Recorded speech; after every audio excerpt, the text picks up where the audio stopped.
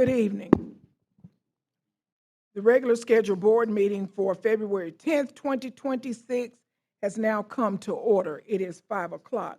Welcome to you all. We will now have invocation by Reverend Carl Dehaney from Morning Pilgrim Missionary Baptist Church. Reverend Dehaney.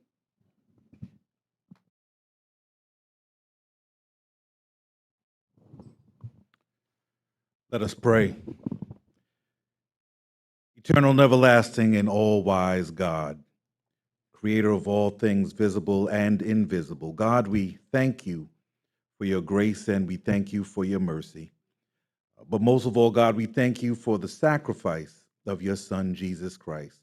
Now, God, we ask your blessings on these proceedings, on this meeting of our educational leaders, that you would bless them in a mighty way, that you would remove all inhibitors, all hurdles, all hindrances that would come against the progress of educating the children of this city.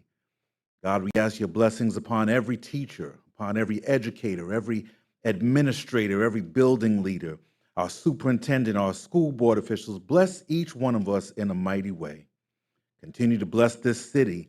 And unless we forget, unless we were remiss in including anyone in this prayer, God, we ask that you charge it to our head and not to our hearts. Keep us, God, and we shall be kept. Bless us, and we shall be blessed. And we give you all the glory, all the honor, all the praise, but you are worthy of all these things. We praise you, we glorify you, and we honor you. It's in Jesus' name we pray, and let us all say together, amen. Amen. Thank you, Reverend Dehaney. And now you have a treat. We will be led in the Pledge of Allegiance by BTW scholar Christopher Gardner. Christopher probably won't just say the Pledge of Allegiance. So after you sit down, he may bless us with something else, and we will allow him to do that. Would you please stand?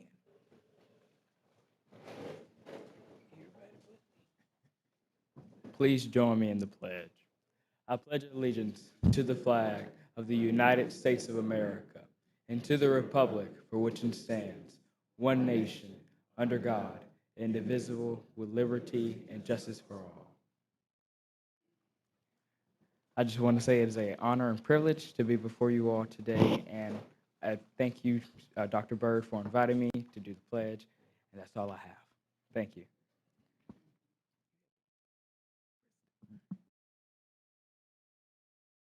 Thank you so much. We're in good hands. Christopher is a freshman at BTW. And if Christopher is any indication of where we are headed, I am very, very proud to have this seat. Next, we have establishment of a quorum. We do have a quorum present. Thank you, ladies. We will move next to the approval of the agenda. I have a motion to approve the agenda as written. Madam President, I move that we approve the agenda as written. I second it. I have a motion and a second. Thank you, Dr. Keith and Ms. Cloud. May I see a show of hands for the approval of the agenda? It is unanimous. Okay, board president remarks. These are not really my glasses, so I bear with me.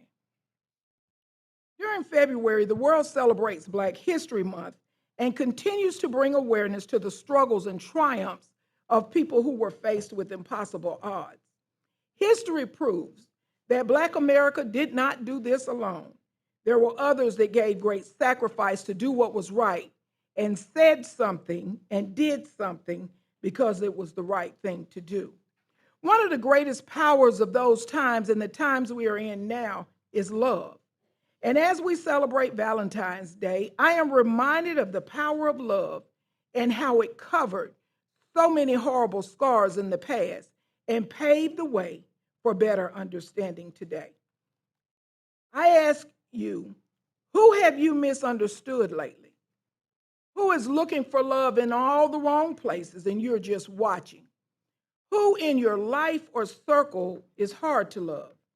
Well, in 3 months, we will have seniors walking the stage to realize their first dream, graduation. Our littles moving to new grade levels and our pre-K babies off to the big school. Families and community members will be proud and love on them for reaching this milestone. I hope all of our students and teachers can recall that they felt loved along the way.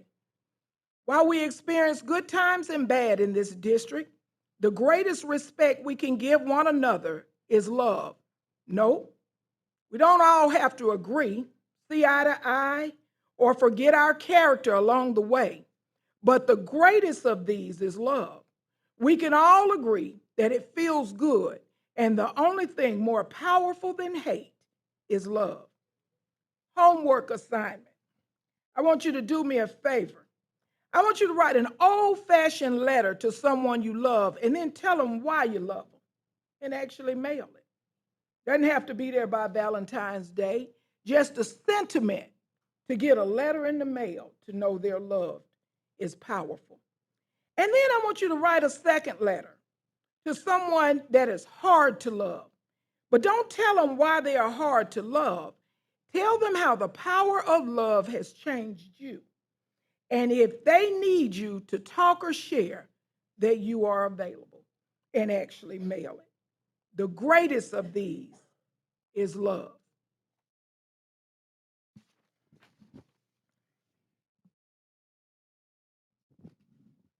Now, superintendent remarks by Dr. Byrd.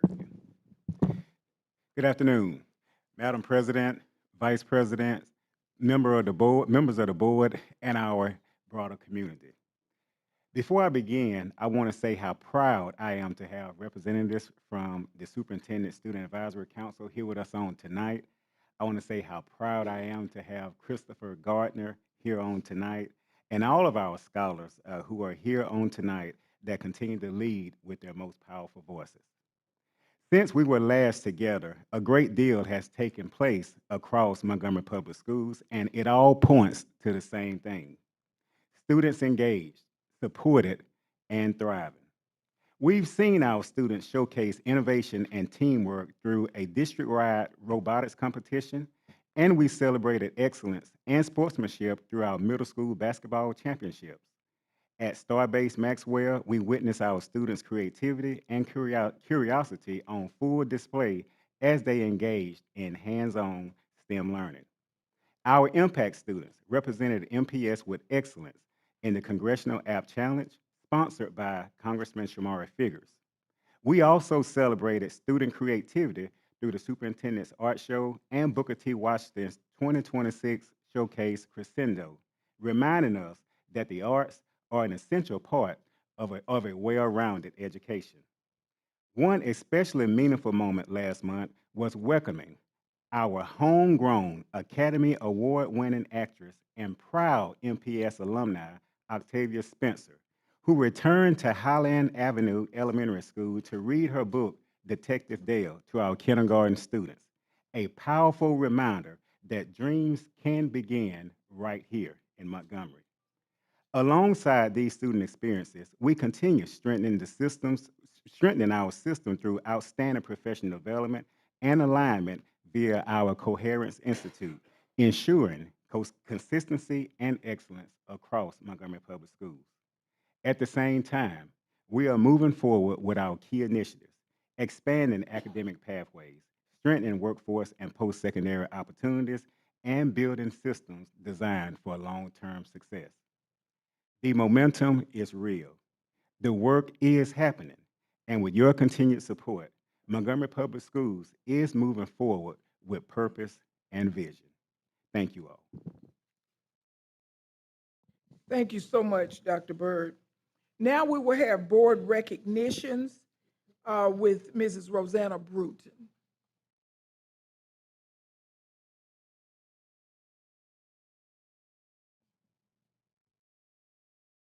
Good evening, Madam President, Dr. Byrd, and board members. We want to give a special thanks to Booker T. Washington Magnet High School scholar Christopher Gardner for leading us in the pledge once again. Tonight, we are recognizing our scholars and staff who are showcasing excellence across MPS. First, we have Jobs for Alabama's graduates, students from Impact, competing on the Congressman Shamari Figures team. they actually earned third place in the 2025 Congressional App Challenge. I'd like to welcome to the stage Xavier Yates. She is a senior at Jag High School. Also composing this team, Liliana Adams, Kentoria Walker, and Kendall Williams. If you all can join me at the stage, along with Ms. Phillips and Mr. Britford. And I want to tell you a little bit about the app they created. Their app, Lend a Hand, helps make community service easier to access, organize, and enjoy. The app allows users to find and sign up for local volunteer opportunities in their county. It also includes an incentive system that rewards volunteers with points, recognition, encouraging continued service. And board, if you all would rise and come, and you all do not have to move, we're going to have you gather right behind Miss Watkins Smith and Portis for the photo.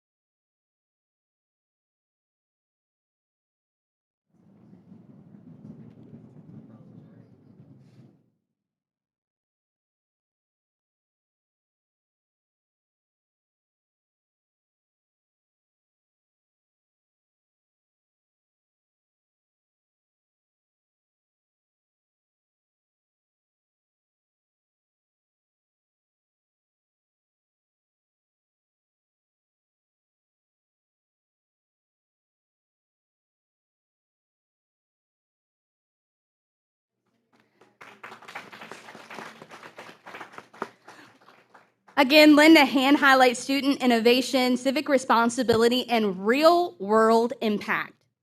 All right, the superintendent mentioned the superintendent art show, and we have had 4 students make it to the Alabama State Superintendent Art Show.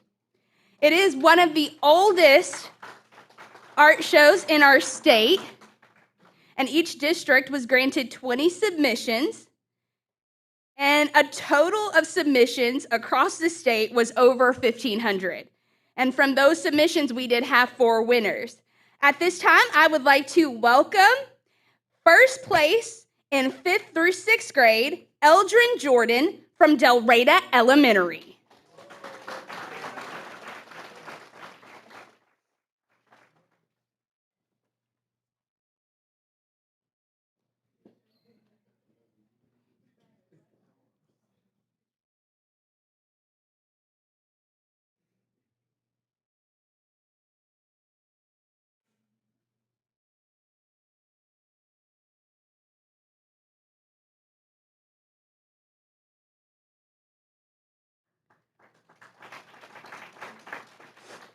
Third place in 3rd through 4th grade, Tava Tyus from Garrett Elementary.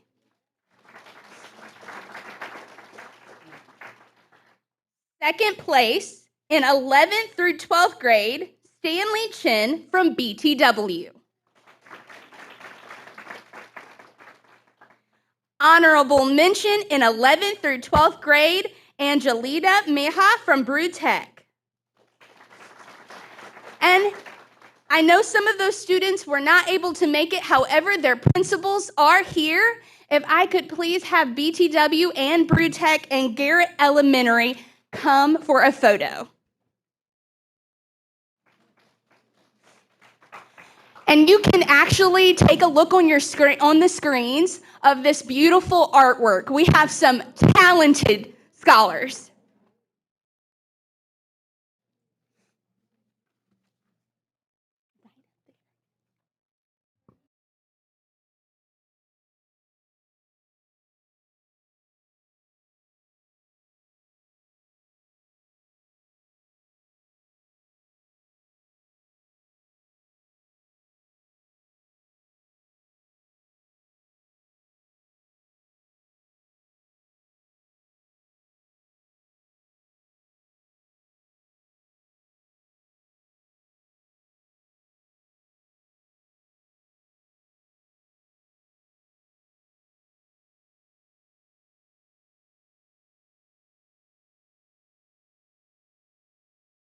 Those students will be honored on March 11th at the annual Alabama State Superintendent Art Show reception.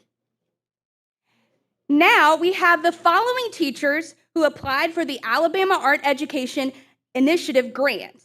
Of over 100 applicants, all RMPS teachers who applied were awarded this grant. A total of 7 teachers from various schools were honored with this grant. I'd like to call Derek Porterfield from Wares Ferry Elementary.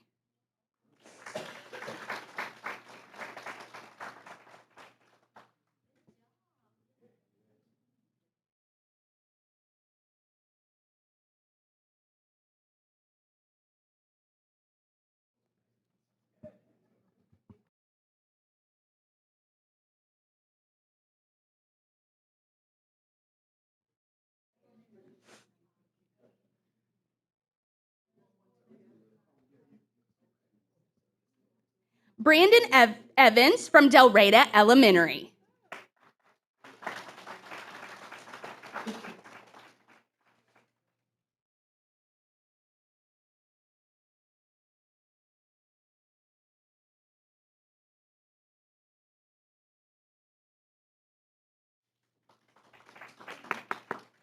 Tiffany Oram from Chisholm Elementary.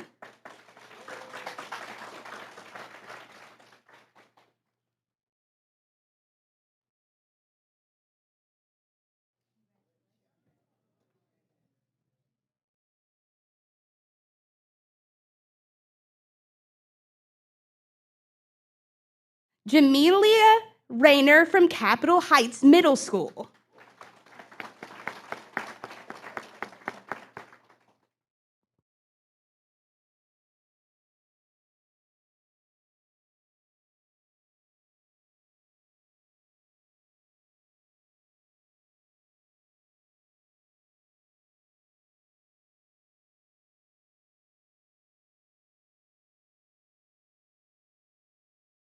Kelly Parvin from Park Crossing High School.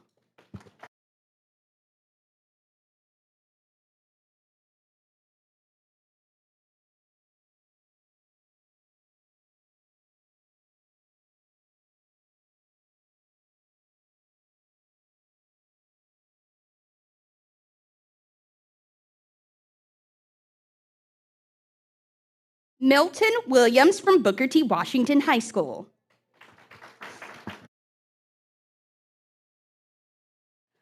Marcus Rackley from Percy Julian High School.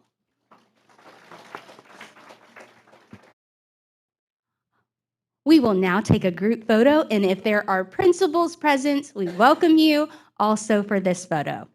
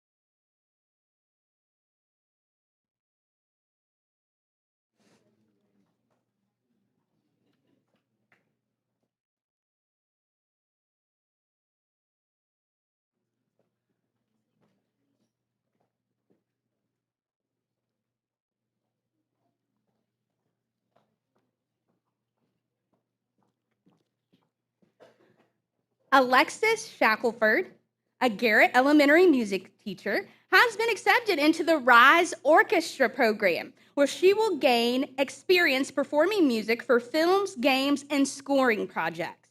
She will travel to participate in a 2-day recording session at Warner Brothers in Los Angeles. We welcome Alexis Shackelford.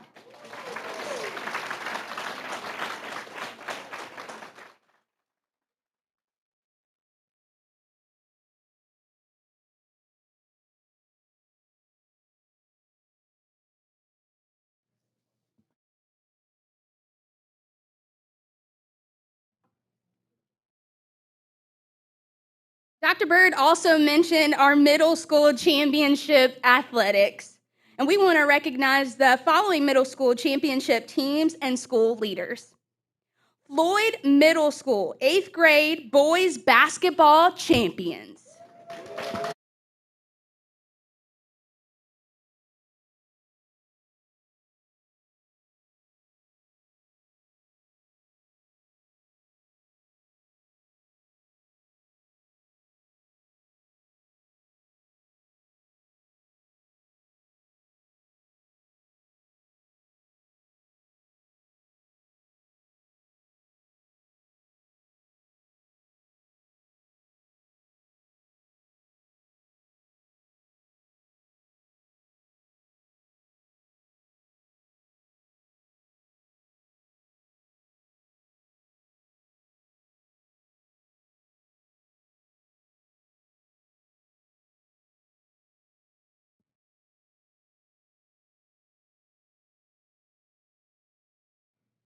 South Lawn Middle School, 7th grade boys basketball champions.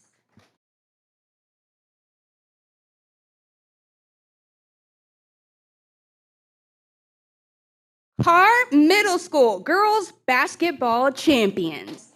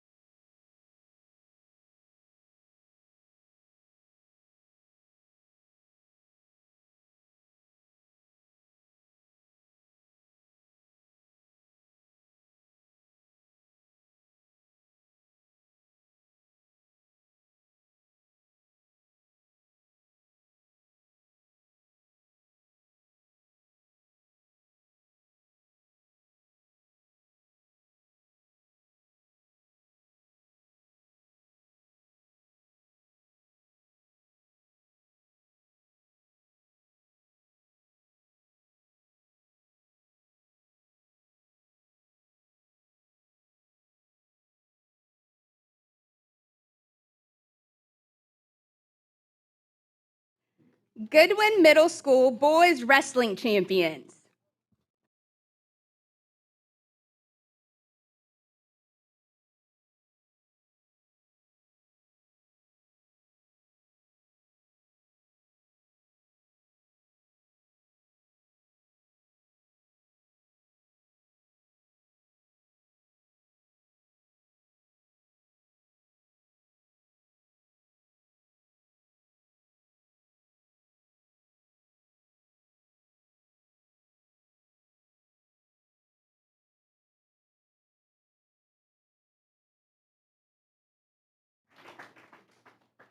Bellingrad Middle School girls wrestling champions.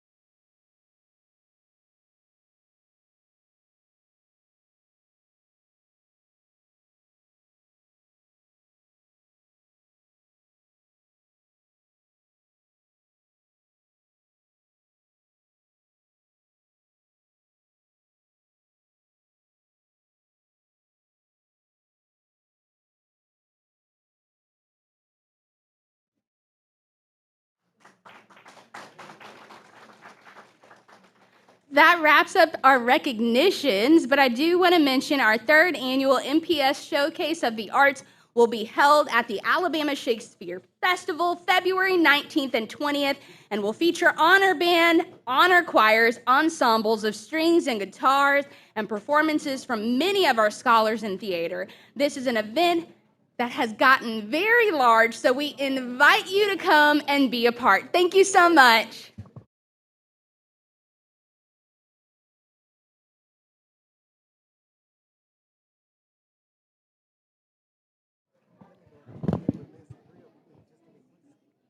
Okay, can I talk while you go? Okay. As they exit, we will move on with our agenda. We want to congratulate them all.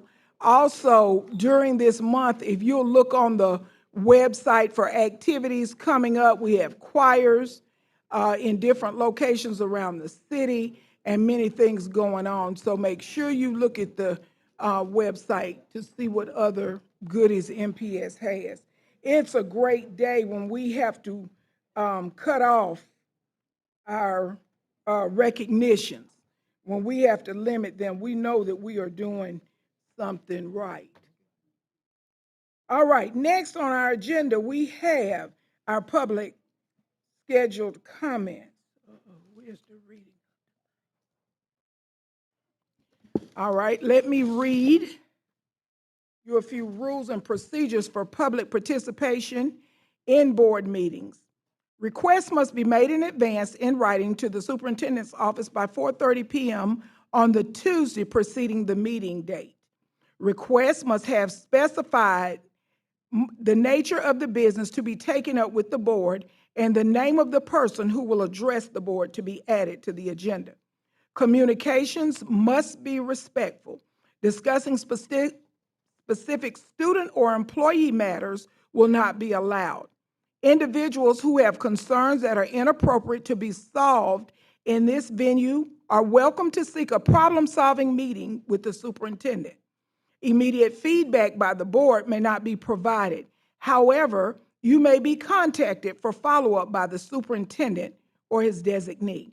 Public comments must not exceed 3 minutes. Must not exceed 3 minutes. The board chairman has full authority to terminate the remarks of any person whose comments contain personal attacks, exceed the time limit, or are otherwise inappropriate. A speaker may be considered disruptive who continues to speak when their allotted time has ended, when asked to stop speaking by the board chairman, or is otherwise inappropriate. If a person fails to comply when asked to terminate comments, he or she will be escorted to their seat, out of the auditorium, or off of MPS property, depending on the level of disruption. We will now have for public comments Ms. Candace Anderson, Sustaining Our Educators, Addressing Burnout to Protect Instructional Excellence. Welcome, Ms. Anderson.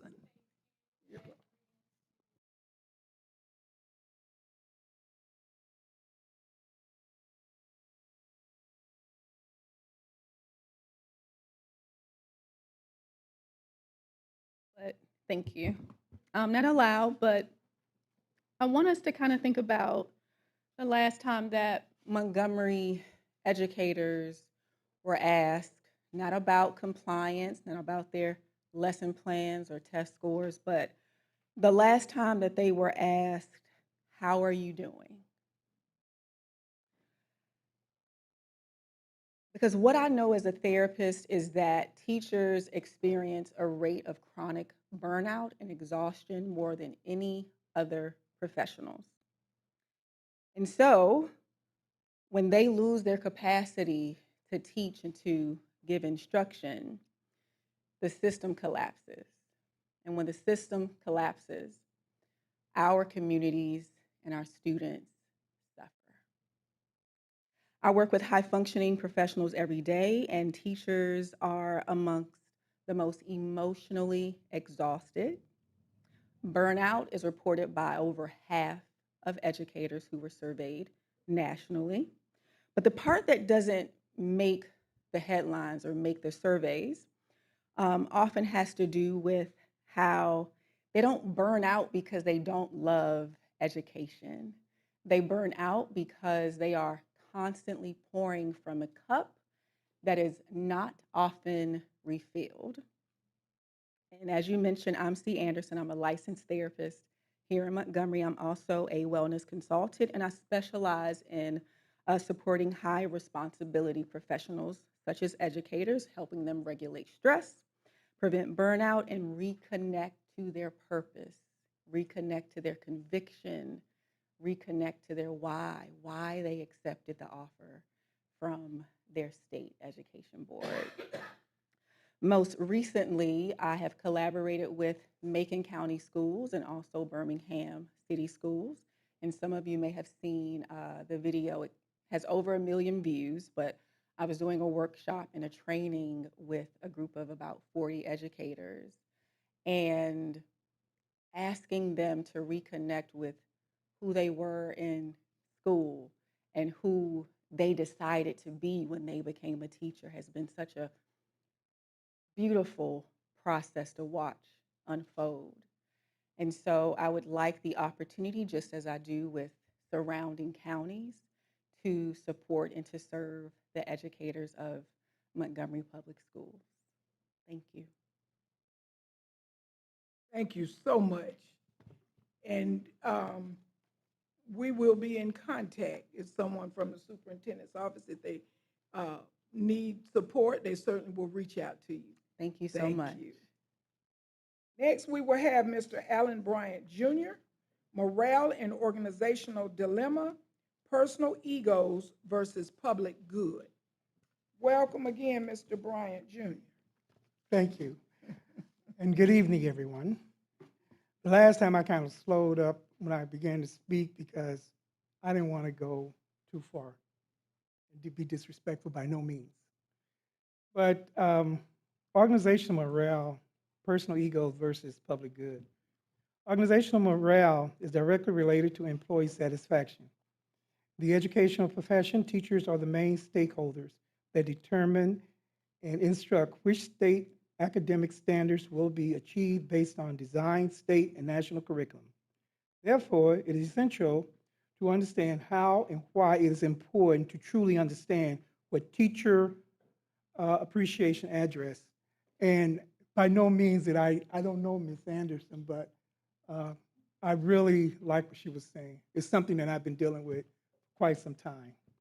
The morale of the student population in any setting can be determined by how well students acquiesce to the changing structure of schools and culture and the school culture and climate, which is set by teachers and administrators. With that being said, students will respond favorably when they feel unconditional love in the work environment. They know that teachers and the school cares about them. Students today are the children of the past students that were once MPS students. So the children today, their parents were the ones that were here 20, 30 years ago. On the other hand, teacher morale is determined by the professional nature and how they are treated in the daily work environment. Teachers are independent workers that must be given the latitude to make decisions that are creative to the extent their behavior motivates their students. There are some benefits that teachers must be given without negotiating because of how things are changing. In that there are many benefits that have been put in place and have not changed for 40 or 50 years. One, teachers' pay. One of the most frustrating things for teachers is to get paid once a month. We talked about that the last time, and I don't know how much you all consider that, or will it be in effect based on House Bill 32. Also, sick leave is accumulated. The way teachers accumulate sick leave, they get 1 day after working 30 days. That is totally outdated. You need to give teachers at least 10 days at the beginning of the school year that they can use, because new teachers, they have circumstances that prevail them to do that. Next, bereavement days. Teachers, to my knowledge, I don't know, but when my mom died and I was working for the board, I thought we had bereavement days. Teachers do not have bereavement days, at least 5. Mr. Bryant, we have your time as being up, and we thank you so much for your comments. And hopefully we can hear some more as we partner as we go forward. Thank you so All right, much. okay, and also you said you Thank you. addressed things that I talked about? No, not tonight. I Not know on not this. tonight, but in communication. Yes, Thank you. yes. All right, no citizens' comments tonight. Next, we have assistant principal job description presented by Dr. Ford.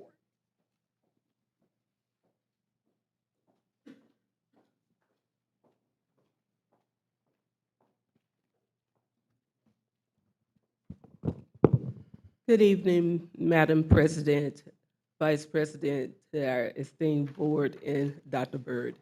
Yes, I'm presenting an updated version of our job description for review.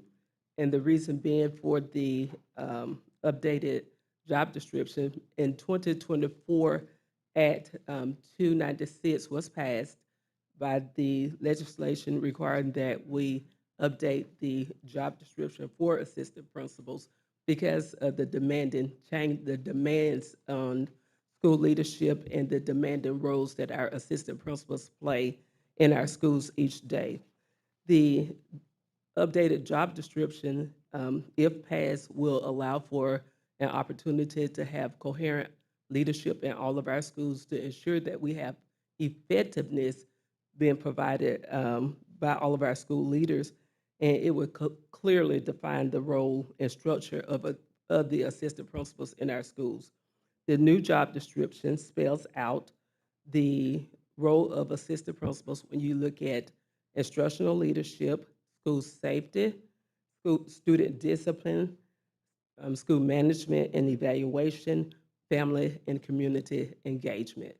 Compared to our previous job, our current job description, the new job description will outline the roles and responsibilities and the expectations of our assistant principals going forward.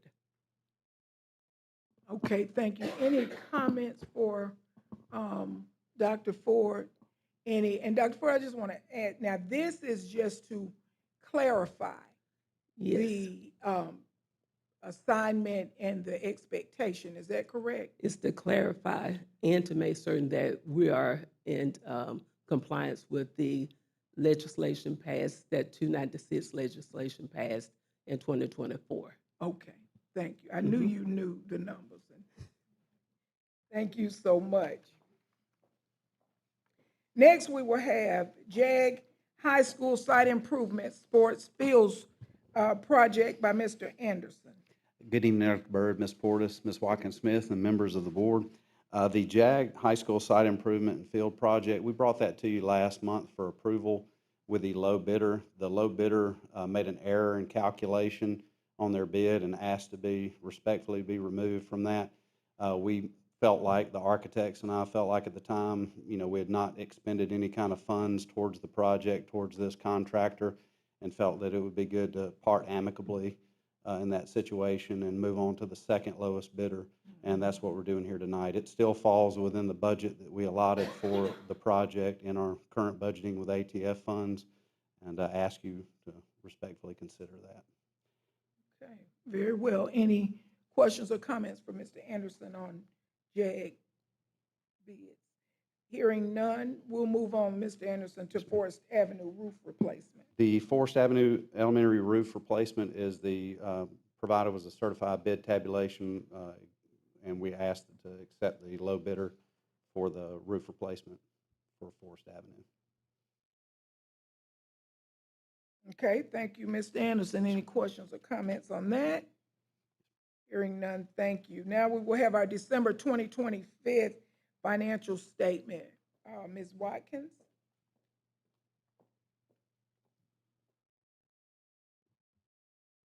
Madam President, Madam Vice President, Dr. Byrd, and board members, before you should have the December 2025 financial statements. This represents the end of the first quarter of the fiscal year. In that packet, you will have your snapshot analysis. Explanation of financial data from the CSFO. Your snapshot analysis, which is a high-level overview, general fund balance recap, your monthly budgeted percentages, and your monthly and annual comparative statement. On the financial snapshot analysis, you will notice that our ending fund balance is $101.3 million, about $14.9 million less than last year. Why, you may ask, is that we are required by House Bill 500 to transfer or to allocate 6 mills to Fund 14. In the prior years, we have deposited those funds in general fund and did a transfer. At the recommendation of the state, we deposited those funds straight into Fund 14 this year. So that is why you see the $14.9 million drop in fund balance compared to last year. As of February, you'll see that we've actually satisfied the 6 mills that should be deposited. But on here, you'll see that we've started the transfer in December, because that's when we received the majority of our ad valorem funds, between December and March. Additionally, you will see that the local revenues collected for fiscal year 25 compared to fiscal year 2026 is approximately $6 million less than last year. That is a timing difference in collection. If you'll remember, last month in November, it was about $5.5 million more. This month, it's about $5.5 million less. So that is a timing difference in collection. You'll also know that our payroll expenditures are pretty consistent with what we anticipate. On the detail of the snapshot analysis, or our detail of our general fund balance, although our general fund balance is $101.3 million, you will see that all of those funds are actually obligated to other fund sources or specific fund sources, meaning that our local general fund revenue or fund balance is about $75.7 million. Those are our discretionary funds that are available. We'll go over to our general fund balance comparison over the years, and I highlight our general fund balance over the last few years has continued to drop just a little bit, but you'll see that. Additionally, the month of December represents, again, the end of the first quarter, which means that our revenues and expenditures should be about 25%, at which they are. Next, you have our monthly and annual comparative statement of revenues and expenditures. And when you look at that, you will notice that our expenditures are approximately $5 million more than last year. And we anticipated that because we no longer receive those ESSER funds, so expenditures that may have been captured or have been taken care of out of ESSER. This is really, last year was the first year, but we continue to see increase in expenditures as well. You'll notice our statement of cash flow, which represents our month-to-month expenditures, current month expenditures and revenues. I anticipate, or if we budget it correctly, which it looks like we did, our revenues are at about 26%, which they should be at about 25%, and our expenditures are following that trend as well. Salaries and benefits are tracking at about 24%. And then we have the visual of our inflows and our outflows, and you also have the F reports that are produced by the State Department. I want to go back to just a couple of things. As I mentioned, in the monthly and annual comparative statement of revenues, you'll see that we continue to have an increase of goods and services. Those are things that we have to be mindful of as we make it throughout the year. Additionally, I want to reiterate that while we have $101.3 million in general fund, we have received or will receive the grand majority of our revenues between December and February. So those funds, while they may look high now, those are the revenues that will carry us through the remainder of the fiscal year. One other thing that I had to mention is that this week, CSFOs are in training this week in Tuscaloosa, so I have to go back tomorrow. But one of the things that the State Department has encouraged us to be mindful of is the leveling of funds that fund the Education Trust Fund. The sales tax for the state of Alabama is down by 1.88% for the first quarter of the fiscal year. That's a large revenue source for Education Trust Fund. So as we transition throughout the remainder of the fiscal year, those are things that we will continue to be mindful of, continue to keep an eye on. As we go into the next fiscal year and we start planning for that, we do have our preliminary numbers for funding for fiscal year 2027 as it relates to enrollment. And so we are predicted to lose 14.1 teaching units going into fiscal year 2027. One of the other things that was brought to our attention is the increase in PHIP. PHIP has traditionally ran the district $800 per employee per month over at least the last 10 years. For the first time in many years, that increased to $904 per month in fiscal year 2026, and the governor is recommending an additional 18% increase for fiscal year 2027. And so those are things that we're keeping an eye on as we transition through fiscal year 2026 and we start planning for fiscal year 2027. Any questions? Thank you. Mrs. Watkins, Yes, ma'am. based on the information that you've been sending to us in our communication weekly, I think that the information that you were sharing was related to the management fees with Volker. And I wanted to know, had those fees been adjusted based on the number of projects that we had to eliminate because of, you know, the inflation? Yes, ma'am. Those fees, when we realized that we were not going to be able to complete the number of projects originally recommended, the fee was adjusted at that time. And did we do a revision of the list of the projects? Did we do a re-rack of the projects? That may be a better question for Mr. Anderson. However, from my understanding and what I can observe, all projects are actually still on our construction in progress listing. So that's the information that is provided to the examiners. That's why I keep it on there as a reminder, because those items can only come off when the board votes to remove them. Right now, they are still a part of construction in progress. So any expenditures that we have incurred in the initial planning of those projects they still appear on our construction in progress listing, which has been provided to the state examiners. Okay. Hold on, Ms. Clyde, just say, do you need Mr. Anderson to complete that? Ms. Anderson, would you come and let's complete that? That's interesting, so you can help us out there. Yes, ma'am. They took the list and reprioritized it based on the budget that was allowed and then what we were looking to do as a board.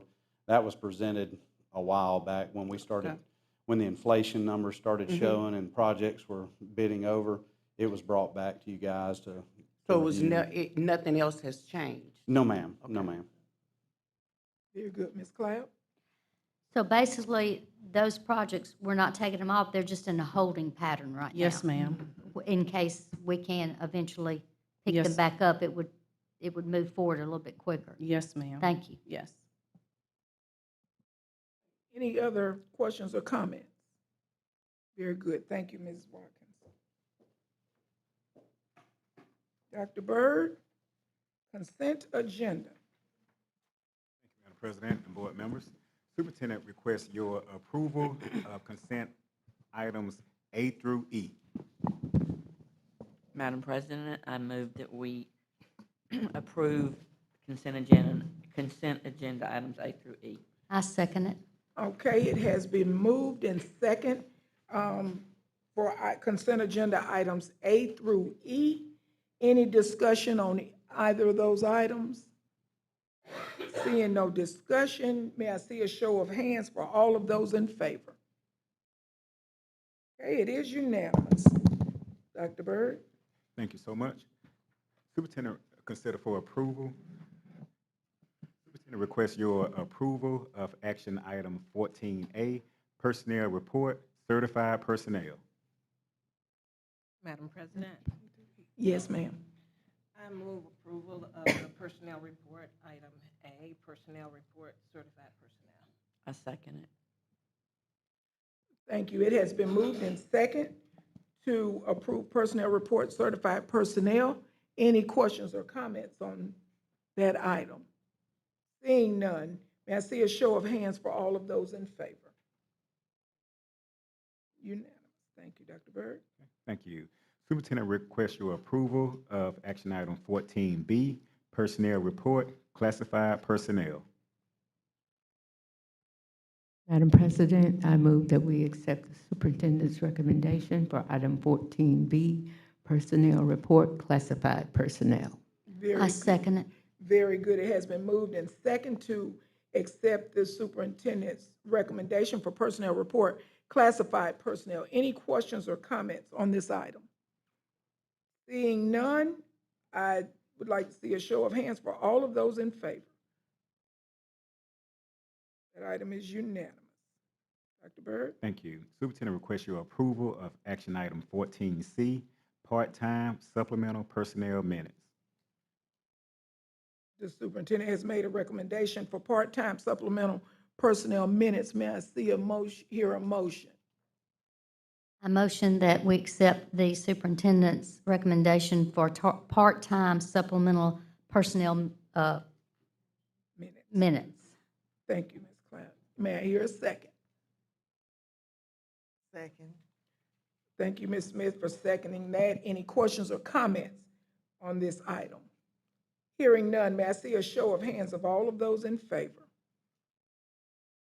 Okay, it is unanimous. Dr. Byrd? Thank you. Superintendent requests your approval of action item 14D, personnel report, certified personnel addendum. May I hear a motion for this item? Madam President, I move that we accept item 14D, personnel report, certified personnel addendum. I second. Ms. Mitchell, second. I heard a motion and a second. Are there any questions or comments for this item? Hearing none, may I see a show of hands for all of those in favor? It is again unanimous. Dr. Byrd? Thank you. Superintendent requests your approval of action item 14E, personnel report, classified personnel addendum. Superintendent has made a recommendation for personnel report, classified personnel addendum, item E. May I hear a motion? I motion. Madam President, I move that we accept the superintendent's recommendation for item 14E, personnel report, classified personnel addendum. I second it. Thank you, Ms. Mitchell and Dr. Keith. It has been moved in second. Is there any question or comments for item 14E? Hearing and seeing none, may I see a show of hands for all of those in favor? It is once again unanimous. Thank you all so much. We have come to the end of our regular board meeting on this day, February the 10th, 2026. And we will go right into our work session. So if you're leaving, when you hear the gavel, run. This meeting is now adjourned. Dr. King, you running?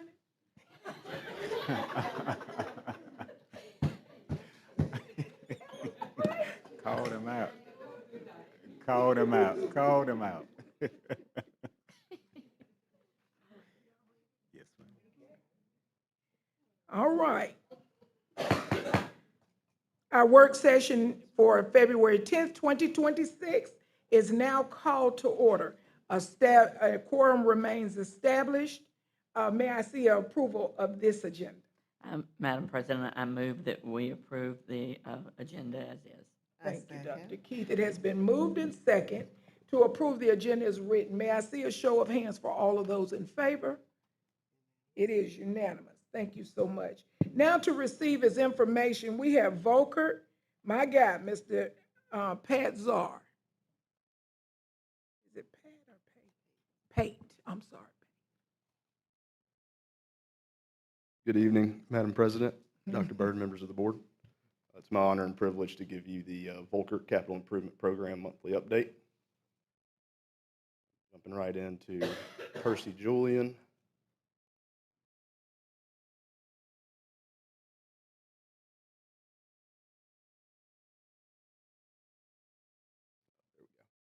Overall project completion percentage is 21%. We're still holding the December 27th completion date.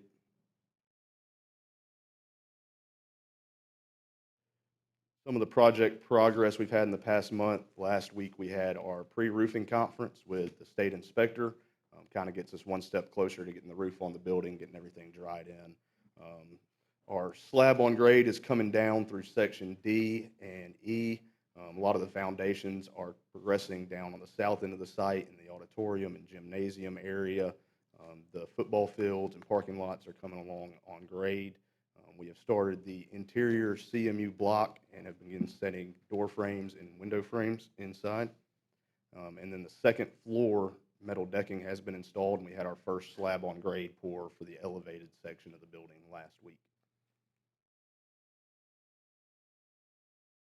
Here's some overall aerial photos of the structure. You see the slabs on grade there getting poured, a lot of the steel erection going up.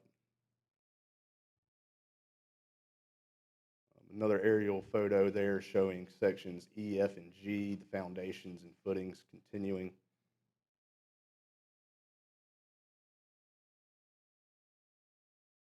Here's some pictures of the interior elevation showing the CMU block being installed, and also a look at the front entrance there of all the steel going up.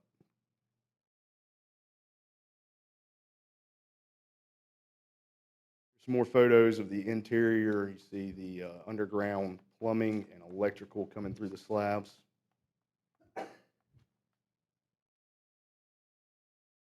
This is photos from the second floor, section A. Like I mentioned earlier, the metal decking has been installed, and since this photo was taken, this has actually been the slab on grade, or slab that was poured last week. Photos of the mock-up showing the exterior finishes that will be on the outside of the building once we get some of the block and skin of the structure going up.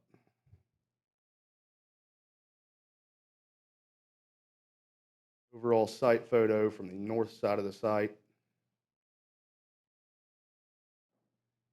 This is an aerial photo from where the main entry will be. You can see the main drive is starting to form.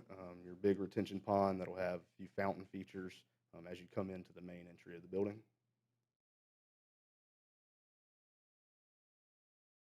And this is a photo of the south side of the site. That'll be where your football field is and the drive that kind of gets you to your gymnasium auditorium. Next is the Capitol Heights Middle School.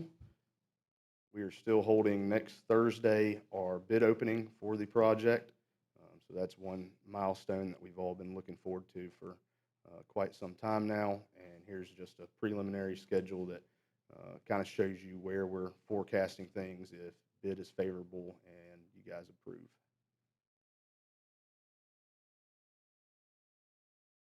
There was no change from our minority participation from last meeting. Any questions, comments? Yes. Madam President. I just have a few just to clear the air for me to make sure that I'm not blowing smoke on the internet. I've been the internet queen and cheerleader for MPS for a little while. I used to attack, but now that we're going in the right direction, we've got a few naysayers that, they've known for years now that we were building it out there at Lagoon. I even brought up your crappie, okay, that are out there in my last, because I can get heated sometimes, overly heated, but that's okay. People seem to accept it, and they sometimes rather have real. When it rains out there, when it's just like storming, we've had torrential rains, whatever. Is there any anticipated flood problems? Because that was a zone, a swamp area. And what I just want to feel, I guess I need that affirmation that we're not gonna sink once we Absolutely. build it, or that we're not gonna have flooding and mold problems. I wanted to just bring it up. I probably should have given the call, but when you're in a heat, like me, you forget about that and you just start going, phew. And I took several pictures this time to go, "Nyeh, let me show you what we do have." So I just kind of want to hear from you. Absolutely. Any anticipated problems, swamp-wise, rain-wise, that kind of thing? Not at all. We did our due diligence when we acquired the site. We knew that it was a low flood plain. We knew that there was water that pooled across the site. We have been working with the civil engineering team, GMC. They are more than capable and knowledgeable, and we have gone, I think, above and beyond to install adequate draining measures through our storm drain. We have raised our building pads up to a height that. What type slab? Did we go into considering the critical slab or anything like that? So it's your typical slab on grade. Okay. But as you saw on the site photos, that large retention pond, that's Okay. going to be a main feature of the entrance of the school. Right. That's where most of your site water is going to drain to. And then we also have a secondary retention pond on the back of So the we school. have two Yes, ma'am. retention. And both Okay. are extremely large. Yes, ma'am. I feel much better. That's a good question. I'm going to Ms. Cloud. Because that is, I looked it up when we talked about this, that is in the 100-year or less flood zone. And I brought that question up, and, Damn, we're they not cleared just, that. we're We not wouldn't have talking we about wouldn't have just gone the this building. far. What? They cleared that. We wouldn't be We're not where talking we are. about just the building, we're talking about the parking area too, in that whole thing. So the building may be raised up, but I was just concerned. Yes, ma'am. I'm And still we were very concerned when we were. But thank you for sharing that. So the two retaining ponds is what's going to take care of that. Yes, ma'am. Thank you for that Yes, ma'am. clarification. Absolutely. That's a good thing.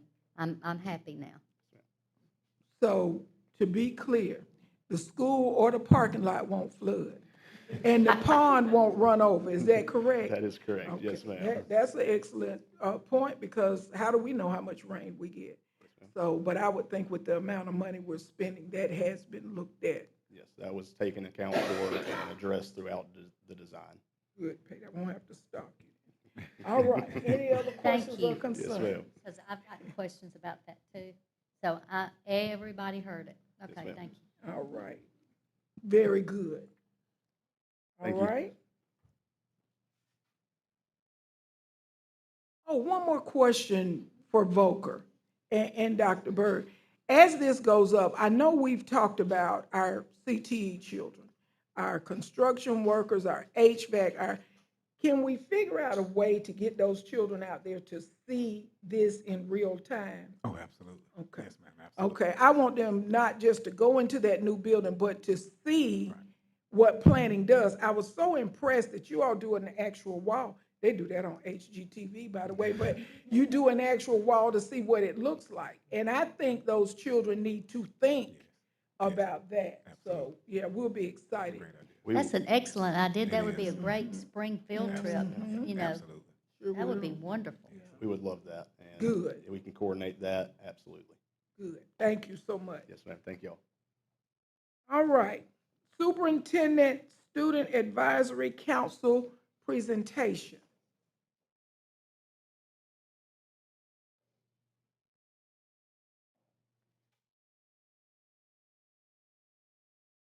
This is a wonderful group of young people from all over the district, and we're so proud of them that they want to step into leadership roles, and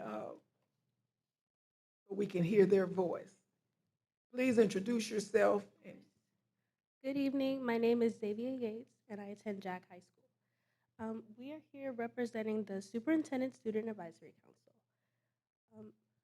We want to propose a mental health awareness day throughout all of the high schools. Throughout my high school experience, I've noticed that many people have allowed their mental health to affect them in negative ways, unfortunately. But this is why we've come up with a day that will encourage students to reinvent and relax their minds during the high school day. Thank you.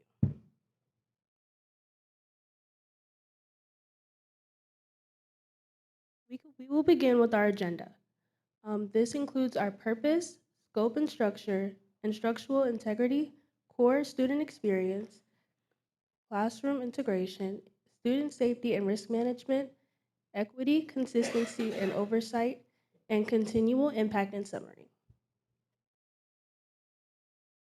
Our purpose: Student Mental Health Day directly impacts attendance, academic performance, and school and safety climate. This initiative provides a district-wide, equitable, instruction-preserving approach to mental health awareness. It is designed to be trauma-informed, standards-aligned, and logistically feasible and cost-conscious. Good evening. My name is Bailey Braxton. I am a senior and fourth year Law Magna student at BTW Magna High School. Next, we'll be discussing our scope and structure. We will target all 8 district high schools and 5 middle schools that we determine to be at risk. And the format of this day will be a modified instructional day with a 1 to 2 hour school-wide programming window. And the timeline will be between 1 to 2 weeks staggered by each school. We decided on a mental health awareness week to stagger each high school. Each high school and or middle school will select one day within this 1 to 2 week period. The district will centrally coordinate shared resources, including speakers, clinicians, and partners. And the key advantages to this model is that it ensures equal access to high quality programming, it will reduce costs through rotating speakers, and it will minimize staffing strain on the district mental health teams. Next, we will be discussing the instructional integrity and schedule impact. Through this model, the core instruction will remain intact. The schedule adjustment will be limited to slightly condensed class periods with no loss of instructional days of the school calendar year. The programming embedded within the academic day will maximize attendance and avoid framing the event as an extracurricular. Now for core student experience. There are 3 main parts to our program. The first will be an opening experience, which will be about 30 minutes. This will be in a structured assembly and moderated town hall / student panel discussion. This will be a moderated podcast style conversation, and the panel will include 3+ student representatives and 1 licensed clinician for clinical guidance. The topics will include academic burnout, social media anxiety, and student stress and pressure. And the clinician will provide an expert perspective when topics become too complex for the student representatives to handle. And this works because it will be centered around students' voices, it will reduce stigma and maintain professional oversight and safety.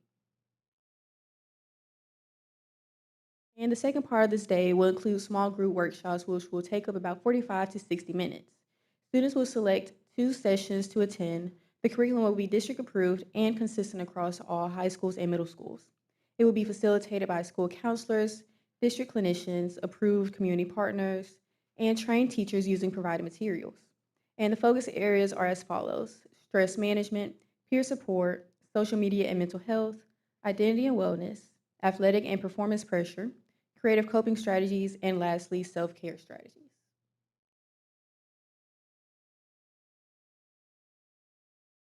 And lastly, the classroom integration. The third part of our program will also integrate this mental health awareness into the classrooms, including such as short district-centered mini lessons embedded into each core class. And this will only last about 10 to 15 minutes of their regularly scheduled classes, including English, math, science, and social studies. And the benefits of this include reinforcing learning without sacrificing the traditional curriculum. And it will require minimal teacher preparation and ensure academic legitimacy on this day. Good evening. My name is Justice Jenkins, and I'm representing Percy Julian High School. Student safety and risk management. Licensed counselors and social workers will be available during all events. Clear protocols for students needing immediate support. Designated quiet spaces. Opt-out option will supervise alternative programming. Equity, consistency, and oversight. This day will be a centralized district coordination. It will schedule all speakers. It will be shared materials, branding, and messaging. Standardized student resources across schools. Evaluation and accountability. student feedback survey, staff reflection tool, attendance and engagement metrics. Continued impact and the conclusion. Continuous impact.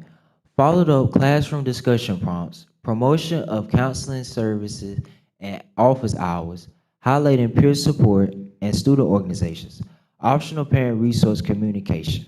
Our goal is sustainable awareness. This will not be a one-time event. This initiative supports students' well-being, preserve instructional time, promotes equity across all high schools, demonstrate proactive district leadership, aligns with academic, safety, and climate priorities. Any questions? I have one. Oh, sorry. Go ahead. I would just like to commend each of you for getting up here and making this presentation. And I work in corporate America, and you all have put together far better PowerPoint than I've seen in corporate America. Thank you so much. Thank you. I'm going to piggyback off of that. I thought that was, your presentation was fantastic. It really was. But, I'm going to say this but. You know, I know some of y'all from BTW and stuff like that. I want to encourage you to have something, when you're taking a 2-hour time, that you have something engaging, you know, not just somebody lecturing. I was trying to picture it. And the only question I had to it is the coordination among the 8 schools. Do you see what I'm saying? Is, you know, not every school is a BTW.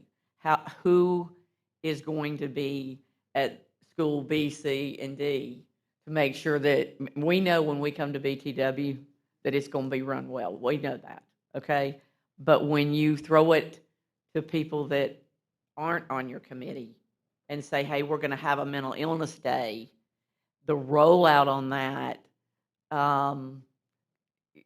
unless it's handled by people that have an agenda that are, this is going to be done, this speaker will be here, I could see for other schools it falling apart. Are y'all following me? Yeah, can I just speak to that? One of the things with these children being all over the district, they all came up with this idea. Okay. So the young Good. lady at Carver went to Carver and said, what do you all Good. need? They said a mental health day. So they're just presenting what the student body has said. Now, they want it, but it's up to us. We're gonna have to figure out a way to get in these schools and help them facilitate what they've asked for. And then after they do it, they can come back and say, well, you know, that didn't work so good. Or maybe we don't need these people or me. So don't worry, they'll call you. Because I think we're all gonna have to help. Would that not be right? And I think, and they already have a plan for that as well. You want to speak to it? And to your point, Dr. Keys, we decided to, of course, present this, but to have all of the events at each high school and middle school coordinated by the district so that everything is unified and planned out thoroughly. So that, yes, we will be in partnership with each school's administration. We will, it will be more so a partnership between the district and each school's administration, but the district will handle the bulk of ensuring that speakers are scheduled, that each school has a agenda specific to that school, including what we discussed briefly, the possibility of like making each assembly and student panel unique to that specific school. Right. So if one school, for example, is having a lot of trouble with social media and that's in its impact, that specific school's assembly will be focused on social media and its impact. Another school may have a different focus. And so we want to tailor it to each specific school while making sure that it is all planned out very thoroughly. Even your answers are impressive. You know, really, it's not, I'm like, God. Baby, don't come before the board if you're not prepared. Yeah, I'm impressed. Because I really am. I'm like, she wow. has it. Madam Ms. President. Cloud, and All then right. I'll come back. Let me say this, I am so impressed with your preliminary work. You have to Do the work before you, it's not failure. You're just tweaking. When something doesn't work, don't consider it a failure. Consider it an opportunity to change and make it even better. So I want y'all to stay focused, embrace what you want to do, and we will be here to support you. Amen. Yes, thank you. Well, and just to, we use that term piggyback, I'm not even sure where that comes from, but an additional comment related to all the other schools in the district. This is an opportunity for us to recognize that although we do have magnet schools across the district, our traditional schools do have capable, intelligent teachers and young people, students, who will be able to work cohesively to make sure that this happens. So we do commend you for your work, and I'm excited for you. I look forward to hearing some of your post results. Thank you. Thank you. And on your resume, put per board member Mitchell. Our presentation was the quality of corporate America. That's right. Put that on your resume, baby. All right, I thank mean, you all. Cassandra. I'm sorry, Cassandra Brown. Get the name right. I am also in agreement with that. Yeah. It really was amazing. I am truly proud of the work that we're doing here in MPS. Yeah. That's Our students are quite capable, and it's good that we bring them forward in the real world to see this is what they are going to have to do in the real world. That's right. You know, my philosophy of education, you only go to school for 2 reasons. That is to learn how to think logically so that you're able to solve problems and how to get along with people.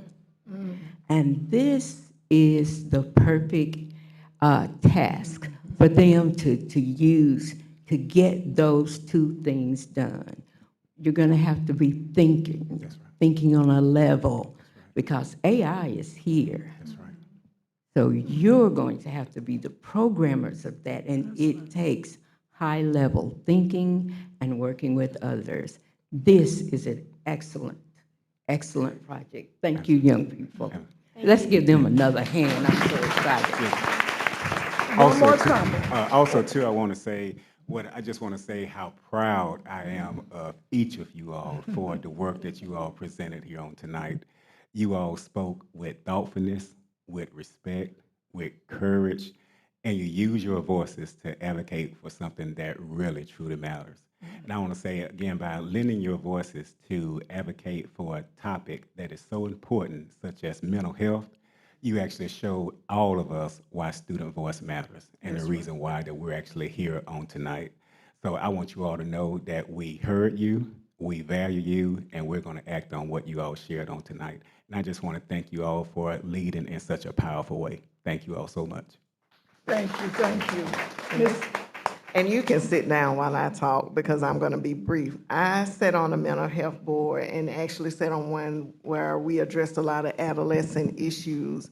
And I can tell that you all are constantly thinking of the other barriers that could come into place. But just to keep it short and sweet, thank you for your work. All right, very well. Facilities update, Mr. Anderson. Yes, ma'am. Good evening, Dr. Byrd, Ms. Portis, Ms. Watkins-Smith, and members of the board. If you'll look at your capital project spreadsheet with me, we've already discussed the Volkert projects. They're up and coming. Davis Elementary HVAC, since I turned this in, they've already taken out some of the windows and started replacing some of those. So if you go by, you'll see on the north side of the school there where the teacher's parking lot is, they've started to replace some of those windows there, and that project is starting to take shape. The Carver High School turf and track, we discussed that earlier, and Forest Avenue roof replacement as well. The South Lawn Elementary roof replacement, we are scheduling the pre-construction meeting with the State Department of Construction Management representative that goes over all those pre-roof conferences. And I'd like to speak just a little bit to that. When you were talking about the drainage and the different things, and we're talking about roof replacements, they have those inspectors and Department of Construction Management and has engineers and different people that review all of the plans and things that come into play. and they have a much stricter, stringent review of what is expected, much more so than you'd see at a like a local or home type construction thing. So like just for example, like our roofs are held to a much higher wind standard than what your home would be. And so it's just a much tougher construction. A lot of that came around when, if you recall, the Enterprise situation with the school that happened there, the tornado that came through. A lot of those projects and all the standards of those really stepped up from there. And you've probably heard me mention it along the way, like BDA, bidirectional amplification, that's been added to the schools that you have to test for. That's something that came about from 9/11 and the towers and all that came up, the Twin Towers when they came down as well, as far as that, where the firemen couldn't communicate out of the tower. So they're constantly updating those things, what is required, and most definitely the drainage situation, or if any we have any at, say, Percy Julian is definitely addressed with that. Just want to reassure with you that a lot of people that their careers, geotechnical engineers, civil engineers, structural engineers, all the different people that weigh into a project that have those certifications and degrees that really are important when reviewing those type of things.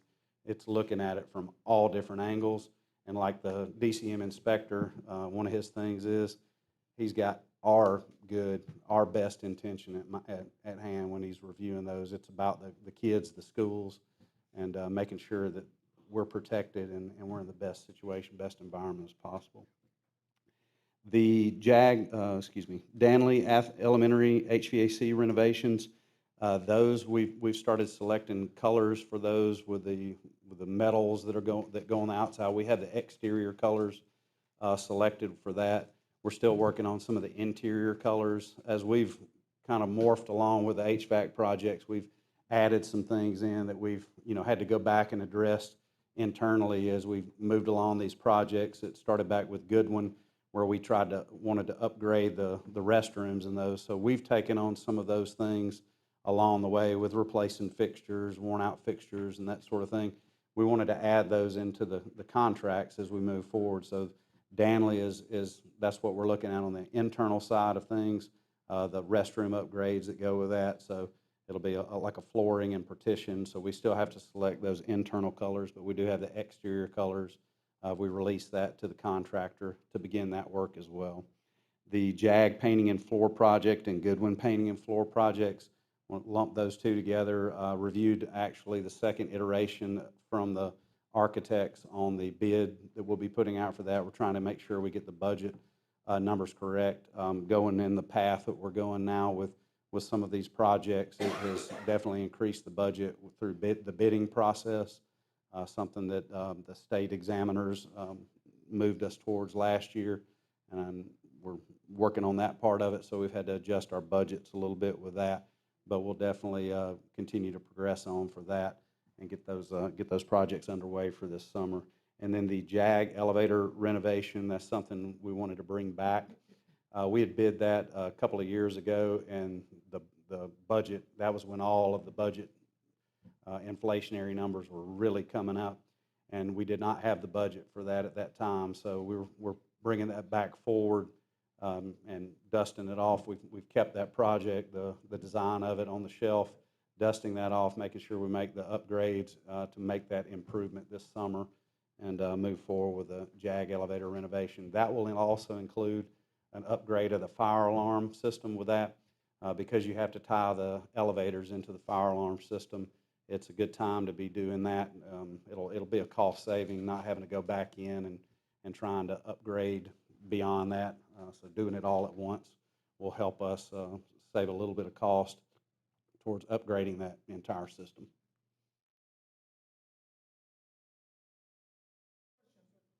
Questions or comments? Hearing none, thank you, Mr. Anderson. Next, we will have leading coherence, aligning MPS priorities with practices for meaningful impact. Dr. Lashley.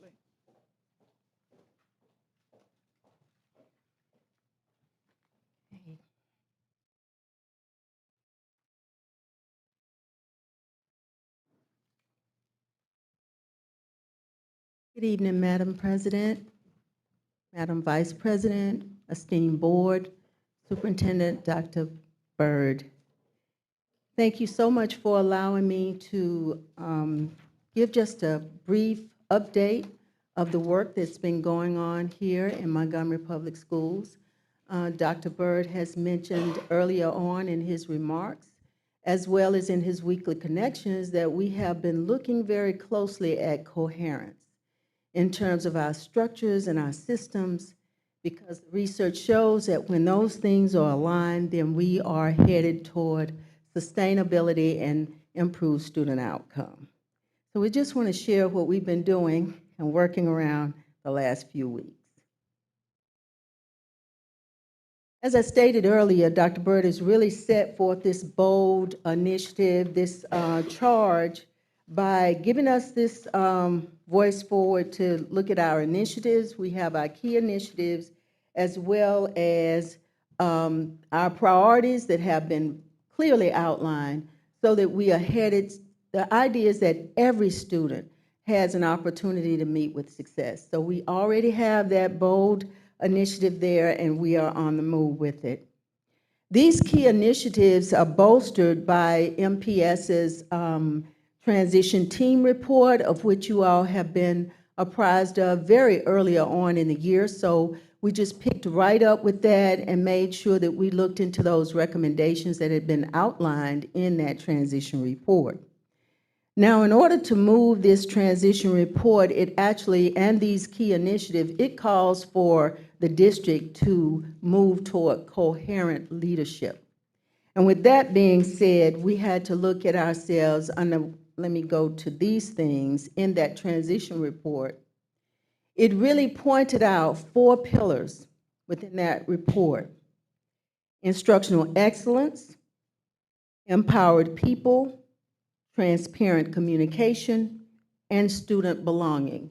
And I'm so glad to hear the students tonight have already begun some of the work, and that fits right into, talk about coherence and consistency, it fits right into what we've outlined in that transition report. So they're right there with us. So we're glad to see that. We were able to do that, but we had to look at the fact that from the district level all the way down to the school level, we had to make sure that we were all aligned through along that whole, what we call a vertical spine. We know in your spine, everything has to be aligned. And so when we think about that, we think of our district. Go to that next one. We want to make sure that our district leaders from the top down, that our district leaders are setting the expectation and aligning resources. We want to make sure that school leaders are creating consistent instructional conditions so that success can happen within our students. And then lastly, we want to make sure that coaches are operationalizing this coherence through consistent classroom observations and immediate feedback. So if all these things are aligned, then we're saying that we're going to be meeting with coherence. In looking at putting these recommendations that were outlined in our transition report, in order to put those things to work, we had to take a look at coherence and get caught up on that. So we looked at the research. In doing so, in December, our cabinet leadership members took a look at reading the executive summary from the Opportunity Myth, which outlined schools across the country that had found this trajectory of success by looking at coherence, and specifically looking at acceleration of students' work, especially those students that were furthest away from opportunity. So these schools that have done that actually saw that when they aligned their systems and structures, they saw success. So we took a look at that ourselves. Now, we wanted to go further with that, and in looking at coherence, after we took a look at the executive summary, and I did share that with you as a board early on in Weekly Connections, so that you too could see what this work is grounded on. It's grounded on research. But before we did that, when we did that, it led us to ask ourselves this question: do our policies, systems, and structures set educators up to make coherent instructional decisions on behalf of students? That was a question we had to ask ourselves. And in doing so, we had to explore this question. But first of all, before we even explore the question, we had to reach consensus on, do we understand what systems coherence mean? What does coherent mean before, especially when we look at Montgomery Public Schools? And so we looked at the difference between systems coherence and instructional coherence. When we're talking about systems coherence, we're talking about every single system that it is, from bus drivers to transportation to food to all of the entities that you can think of. Those are the things that when we are designing and implementing intentional systems and structures, they empower our educators to do what they need to do to make sure that students meet with success. Now, when we look at instructional coherence, we were thinking of aligning all of our instructional areas, from the resources to even the interventions, to all of the things that we need to look at to make sure that students are having on-grade level experiences in their learning. That was a big thing for us. We also found, as we began to dig deeper in the research, that in order for us to be successful, if we want to understand and be coherent, we have to be coherent at the systems level. We knew that it started with us at the top. So we needed to become change agents. That's what we need to become as district leaders. And so when we did that, we said that we needed to look at that these are the key elements that we have to have in order to sustain coherence and to be successful. Now, if you take a look across the top of this grid in green, those are the components and the key elements. It says that when you have vision, consensus, when you have skills, incentives, resources, action plan, then that's going to equal change. Now, as you look down, if any of those pieces are missing, it's going to call for something else that we're going to get. It sets us up for those things. For example, if we don't have vision, then there will be confusion. We know they say where there's no vision, the people will perish. So, and then if we look at, if we don't have consensus, then we set ourselves up for sabotage. And so if you just go down the line and look at all of those things, and if any of those elements are missing, we end up and make ourselves susceptible to the things that are in black on the far right-hand side. So we said, oh, we're getting busy on this, and we got moving on that as well. So we knew that as building leaders, as central office leaders, we had to first look at ourselves and start to build capacity within our skills and ourselves in order to make sure that we were given that coherent leadership so that we could set schools up for success. To begin our work, we looked at launching that path forward. We said that we wanted to begin with a retreat. And so we set out on Montgomery Public Schools' first Coherent Institute, where we looked at how coherent we were. We started in January of phase one with like we said, we started with ourselves first. We started with cabinet members and district leaders. We had all district leaders, as we said, from all of the departments: operations, food and nutrition, technology, you name it. We had everybody in the house that day. So we wanted to make sure that we led this work. So we started off with that, and we did that retreat at that institute. We launched it on January 28th through 29th. As you can see, we began to build our capacity in how to identify coherent priorities, because now we're looking at what do we need to lift up as priorities that we need to see if we're coherent in so that we can better serve our schools. So we began on that work. Day one of that institute, I'm happy to say that we were glad that Dr. Byrd engaged with us throughout this activity. We started out with learning the difference between the coherences, as we said. We walked through looking at the difference between instructional practices and how we lined up those instructional practices with our resources and all the things. We had to define a shared vision of what we thought literacy and mathematical instruction was. So we, as a district office, we found that in the first couple of weeks that I was here and in talking with different ones and doing SWOT analysis and listening in on departments, we admitted that we were not working together. We had a lot of siloed work going on. And so with that going on, we were able to see that ourselves, and so we engaged ourselves in this learning at the top. We were able to understand how these systems and practices needed to work together. This is why everyone was in the room. We also defined a shared vision of what literacy and math instruction should look like. We started that conversation. And then we wanted to connect this work right away to this classroom. So we headed off into a school that very same day, because the best professional development is job-embedded professional development, and that you can use right away. So once we got into learning the first part of the day to determine the difference between systems coherence and instructional coherence, we took to the streets. And so we went over to Floyd Magnet School. And I want to commend Principal Thomas, because at the turn of a dime, they say, stay ready, you won't have to get ready.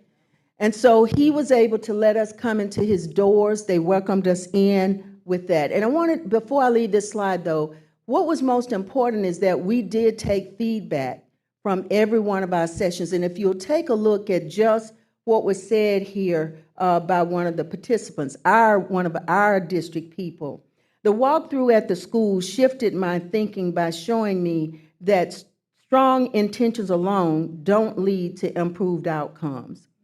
Without clarity of expectations, shared understanding, and consistent monitoring, desired results are unlikely. As a leader, I will be more intentional about defining success and following through to ensure alignment and impact. That came from one of our participants. So we're off on this field trip. This is what we call our school field trip. Again, Dr. Bird right alongside us.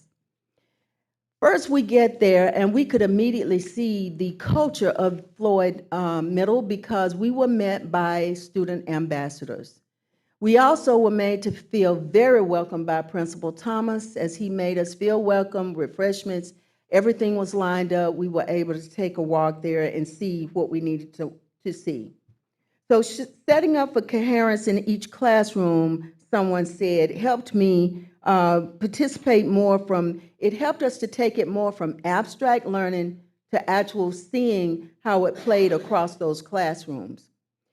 We divided ourselves into 7 departmental groups, teams, and you might say, ooh, that's a lot of people to go into a classroom.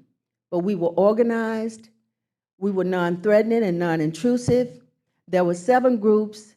We had we visited 2 classrooms. We visited every single ELA, math, and social studies classroom. What we discovered was, and Principal Thomas even appreciated this, is that students can have a different experience from classroom to classroom. On a 6th grade level, a student can have a very high-performing teacher in ELA, and those same students might go to a math class, and their experience may be different. So when we talk about instructional coherence, that's what we're after. We want to make sure that each classroom, in every classroom across, all students are having a great experience, no matter what classroom or what teacher they enter into. Day 2 also, we looked at further. Day 2, thinking about how we are ready for coherence. And I think that you have the presentation. What's very thought-provoking are the comments from the participants, saying that right now they said instructional coherence systems are essential to improving student outcomes. When I saw these comments, I thought, we are moving closer toward consensus. We're getting there, because people are seeing the benefit in the work that we're launching on, because it's through their comments. The next thing we had to do, we engaged in an activity that allowed us to do just that. We built a shared understanding around readiness to act, because you can have a great plan, but how do you get to act on that plan? So 79% of us reported that we could now distinguish the difference between systems coherence and instructional coherence. from the information that we took. 85% of us agreed that we understood the decisions had to be made in classrooms that we felt we needed to be equipped on all levels and that we had to have an actionable coherence plan. At the same time, we were able to identify for ourselves persistent silos and things that may have been blocking us from being as coherent and consistent as we needed to be. So we also agreed that we hadn't been as collaborative as we should have been among departments. Folks talked about how they enjoyed having the opportunity to sit among their peers. Some people had never sat with other departments before or had a conversation. And I got to give a shout out to the maintenance department because I knew that, and security, because I knew that sometimes when it's instructional, people don't see themselves in those arenas. But when I tell you, they were putting up their Post-it notes and they were having discussions and they were leaning in and finding their areas. And that's why we say coherence is not just a word, but a framework for alignment. Because after all, the reason why any department or entity, any entity exists is because of students. They are our clients. And so all of these services wrap around. So we have to make sure things are coherent. When we're doing this thing over here, teachers are being told this by one person and that by another one, we're not going to get the success that students need. So this is what we're looking at. So now we're off and running with that. We were able to go into a self-assessment of our own so that we could prioritize our work moving forward. So as you can see, we have federal programs. Again, everyone in the House. We were able to get consensus from the groups, from the Post-it notes, but that wasn't enough. We had the dots so that people could then individualize their communication and what they felt, because we didn't want to make it seem as if we were making decisions on our own. So it was a collective effort. Next, we took an assessment. There are 6 indicators for coherence, and we decided to lean in on just 3 of them because of our time. We leaned in on vision for excellent instruction, high quality instructional resources and evidence-based best practices, and the organizational people and management, because we need to look at who's on the bus, what seat are they in, and are they in the right seat? We talked about that. So we looked at those things, and what we found out is that, as you can see from this chart, from the participants, they felt that the area that they really wanted to lean in on, which you can see was the lowest score, is vision for excellent instruction. They felt we weren't quite there yet, that we needed another vision statement, more clearly recognizable, one that we could all agree upon. And then, of course, the next area they talked about, as you can see, it's from the lowest that they thought the time and that we have the people and the capacity to be where we need to be. But then again, we got coaching and collaboration, which you see was pretty low here on this spectrum. So we know the work that we have cut out for us, and now we have a marching order. We know which direction we're going in. We were able to set short-term priorities, the things that we're going to do in 4 to 6 weeks, and then we set long-term priorities, the things that we need to pay attention to in the next 4 to 6 months. Again, more comments from the participants at the bottom. MPS needs a new vision statement. It is not written in a way that all stakeholders can understand it, one participant said. And then it says, we have all the tools in this district to make this happen.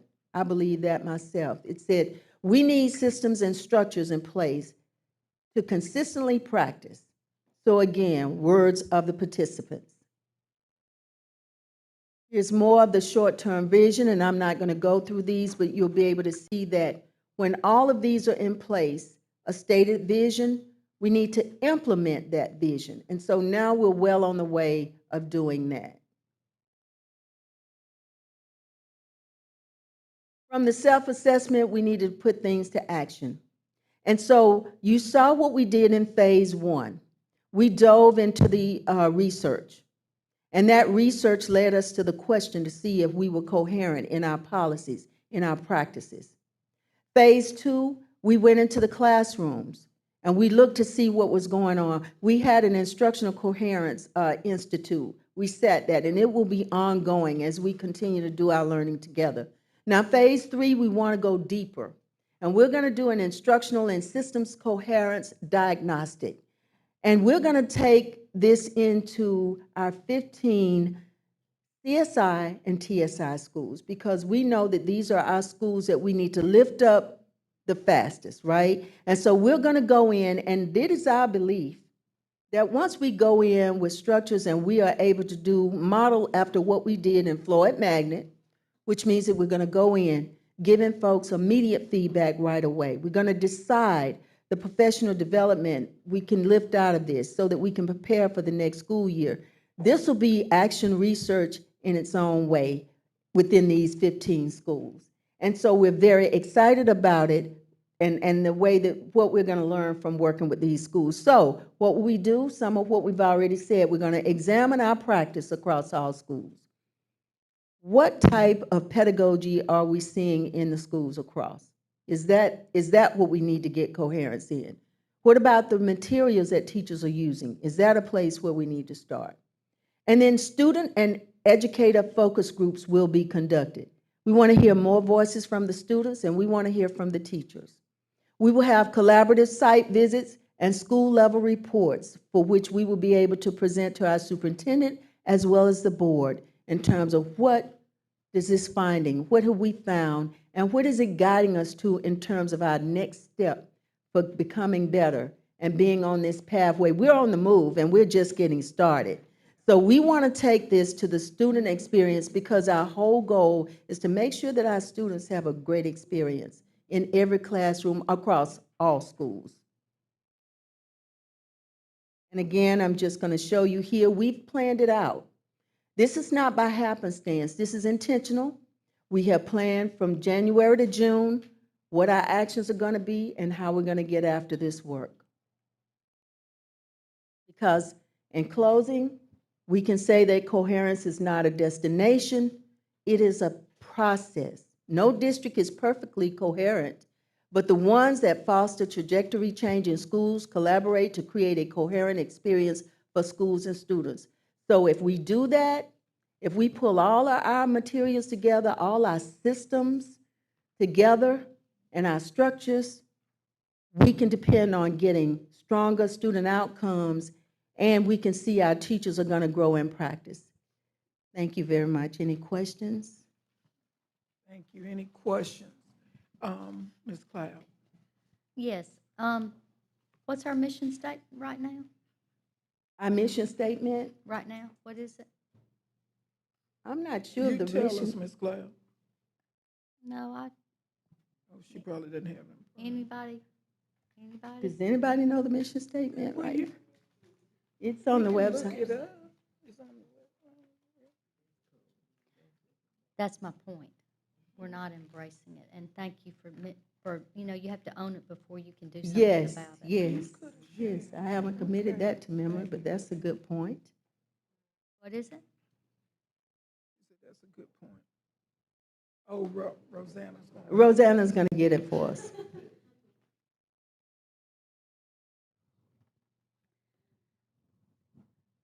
Our purpose and direction, we will engage, educate, and inspire our students to succeed in college, career, and beyond.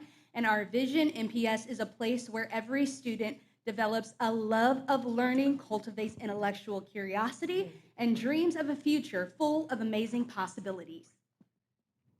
So in order for those things to happen, as we've said earlier, and those are the mission statements, but we want to make them more than just the words. So we know that in order to do that, we're going to have to make sure that all our systems are coherent. Otherwise, it is just a mission statement that we might not commit to memory.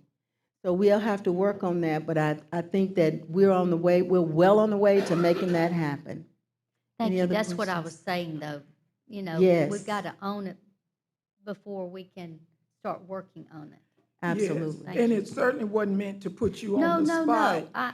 We don't know it either by heart, but I think all of you, she reiterated that all that you said flows back to what you all are trying to Absolutely. do. So that's Absolutely. a great I point. wasn't there to put No, you no, on the she- spot. Oh, no, I just- did not take you it know that what? way. If our our central office folks need, might come up with a new mission statement. That's something that people can embrace and hold on to. That's Absolutely. So Thank I'm in you. agreement with you. We received Thank that. you. Thank you. Any And other questions? I have one more question, Dr. Leslie. In this process, if we're talking about all working together, will classified lunchroom, bus drivers, will all of those units be included?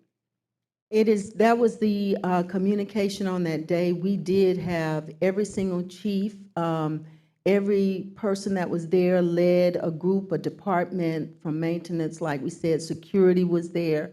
And what we have to do is position our leaders. That's why we said it starts with us first, to be responsible for taking that information down to our downline. Right. And I was able to talk to the cafeteria managers and the workers on the other day, and I made sure that they knew what the key initiatives are. This is not just for the classroom.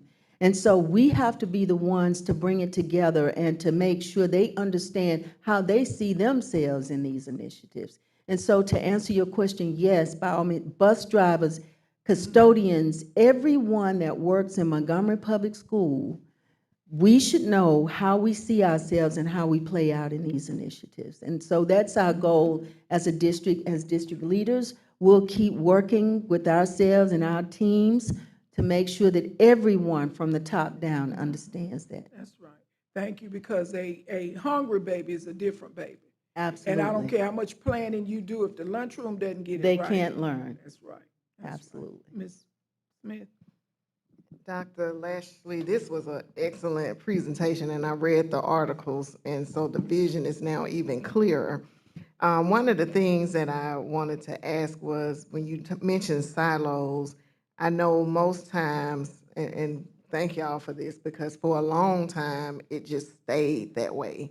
And so I think I shared with you, someone said, are you a school system or a system of schools? And this fits right into, now we're trying to be a coherent and cohesive system. That's good. I also wanted to ask, you said everybody, so our specialists and directors, they're also in there, because I know they're really in those schools All offering of that our support. directors, I even pulled in the school improvement specialists, which are the newest, probably specialists, I believe, to Montgomery Public Schools. So anyone that touches schools, especially in a core leadership piece, all our executive directors, the director of professional development, director of assessment and accountability. And the thing that I did, because I always also like to position our chiefs, they know that we've been talking about chiefing up and all this kind of thing, and making sure that they were able to select and to choose those folks who's going to help them push that work. So they had the autonomy of building their roster and pulling those folks in for us. And so we were able, because of that, and I want to thank them again, we had finance, we had attorney Powell set in with us, and she was there right with us learning. And so everyone was there, and so we had all representatives there. So yes, we did. I think we touched on just about everyone. You so much. And as Dr. King will come, if there's no more questions or comments for Dr. Lashley, this is certainly an opportunity. We often talked about pipelines. This is a pipeline to our paycheck. Yes. Yes. Thank you, Dr. King. Good evening, Superintendent Byrd, President Portis, Vice President Smith, and then all the board members. Good evening. Thank you for the opportunity to present tonight. This information that is being shared, it's brought to the board for consideration for approval at the next board meeting.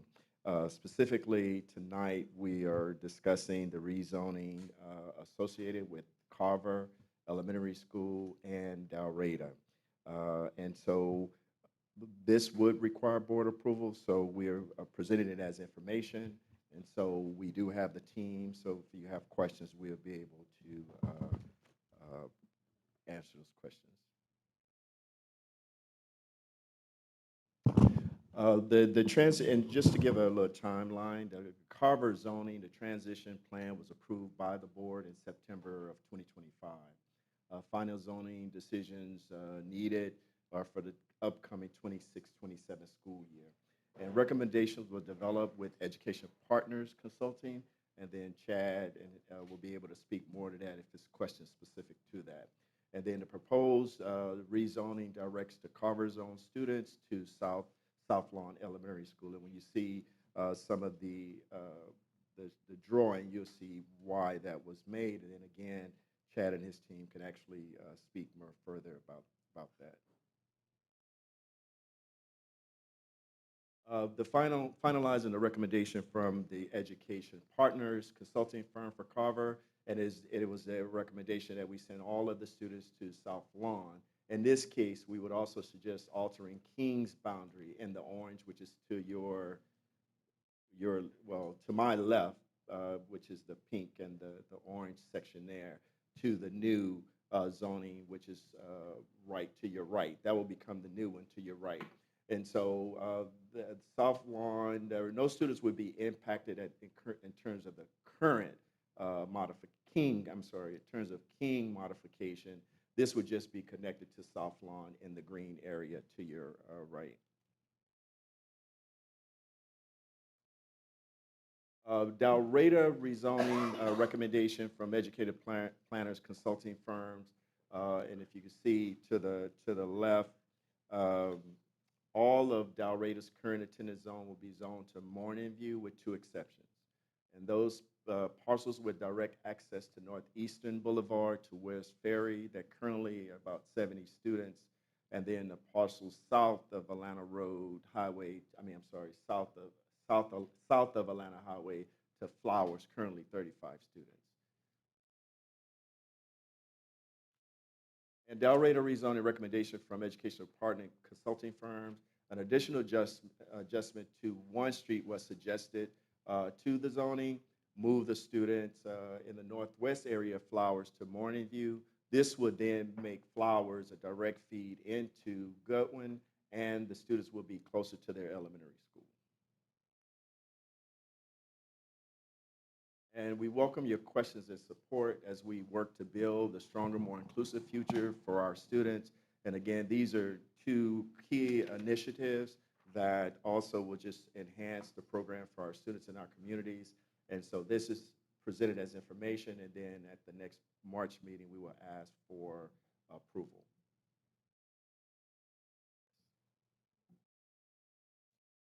Okay. In relation to South Lawn, Carver students that have not opted in to remain there as magnet students, this would impact them, correct? Yes, if it hasn't, yes. Okay. So, and you're saying that all of the kids that are impacted from Carver would transition to South Lawn Elementary? That is correct. And the capacity is fine? Yes, we have Okay. capacity. And in terms of King, there's no changes at King? No, except for that little area. It won't impact the currently enrolled students, but there is a small area that will be impacted. I see the little green shade. Yes. It's right. Yeah, the little green shape to the right. It's actually to the right there. Oh, am I looking at it right? And those kids, how many would be impacted? Currently none. Okay, in second year? When educational planners came in, we started utilizing them when we shut down the Dunbar-Raymer school. And we had them look at all of the zoning for the entire district. And at the time, the administration wanted to look at vertical alignment. So we really have 2 different plans with educational planners right now. One is our current zoning, and then one has a vertical alignment component to it as well. So we have some of those that we're working under currently with that, but we've had them in our district. And I say all that is they have gone to all of our schools, they have visited the sites, they've been through the geography of everything. And that's one of the things they considered when they looked at these two zones was, or these two schools, was the geography and the proximity of where those students would go to school, and then also building capacity to look at each one of those to make sure that we had the proper building capacity. I will ensure that we will work with them every year to look at our zoning. That's one of the things that we found was a deficient piece, was the zoning was not kept up with on a yearly basis to make sure that if there's any kind of trends that are starting to change, that they're recognized soon enough that we can make an adjustment to it. And this current one, there is no trend that shows us that it would not fit the building capacity, and we'll continue to monitor it as we go through each year.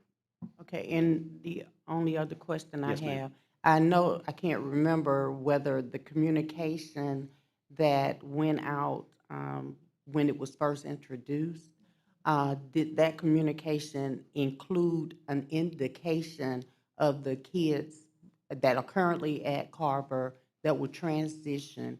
Was there an indication that they will be going to South Lawn, or was it just kind of in limbo at that time? Okay, so will there be a firm communication to those parents? Because, you know. Yes, ma'am. Once we approve this, and this is for information, as Dr. King had mentioned, and we welcome all input. And again, all parties in my area, with transportation being the number one, looked at this to make sure that we can satisfy the transportation component of things. Most of these schools are walking schools, and we already have a magnet at the Carver site, so we're used to servicing magnet students to the Carver site. We don't anticipate an issue at Dalrata either. They looked at each one of the zones to be able to help take care of any kind of transportation needs with it.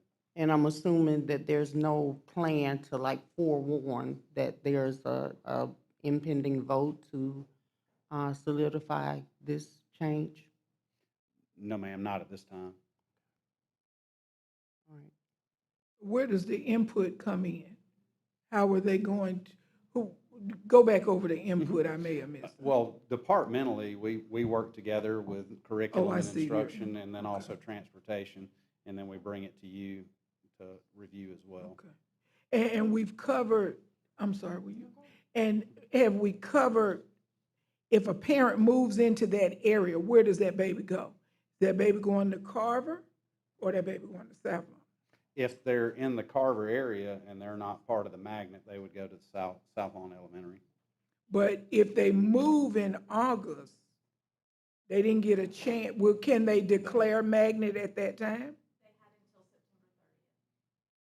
They have until 6, or they had. So for Carver, because it was approved back in September, they had until September 30th to meet that grandfathered in clause. For Dalrata, they'll have until September of 26 to do that. Now, I'm concerned about that because our children are fluent. I mean, they move a lot. If a child needs to go stay with a grandmama that's at Carver, in the Carver district, do we not, and I don't know the answer, do we not consider that baby then for Carver? Or do we tell them, if you move over here, Grandma, because they're over here, we're going to transport this baby to South Lawn? Yes. Okay. Yes. Long as they have a clear message. Yes, Okay. and I do want to reassure you, because when I spoke with Ms. Brown, when we talked about this, we have already preserved the existing zoning for Carver and for Dalrata. Okay. And that's been imported and preserved and saved. And for any future magnet applications, those students, because we want to keep it as close of a community as possible, those students will definitely get priority seating in those as the seats are available. We've preserved those zones, and that it's by their address, and those students will get first choice of eligible students will get first choice of those open seats. Very good. And Dr. Keith, do you have? I have a couple questions. First, I just I may be showing my ignorance. I just want to, based on looking at this chart on Dalrata, what we're saying is, we've made Dalrata a magnet. Those that don't make it into the magnet that are currently in the Dalrata zone are going to Morning View, right? So those that are currently in the Dalrata zone and will attend next year, all of them are grandfathered in. None of them will be displaced. Okay, for next year. For But after that, those that don't make it will be rezoned to Morning View. Yes. Okay, what is my next question is, do we have the capacity? Those studies were done, yes. They were. Okay, fine. I just wanted to look at worst case scenario. Now, the next thing, when I look over at your parcels, you're looking at the two exceptions that you've made. Okay?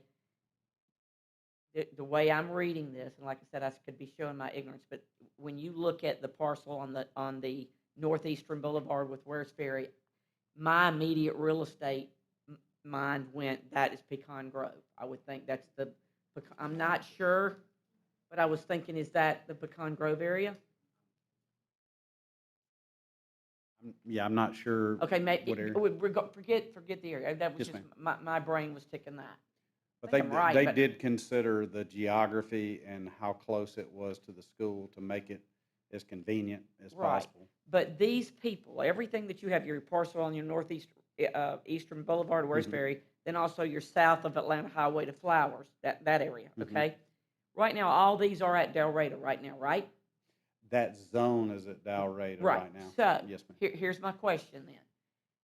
These parents that we've told that are, hey, we've got this new magnet school in Dalrata, then right now what they're hearing is there's no chance for them to become in that magnet. Do you see what I'm saying? Because you live here in this exceptional area or this exception, you're not even gonna be able to be in our magnet. No, that includes them. This is for future enrollment for 27, 28.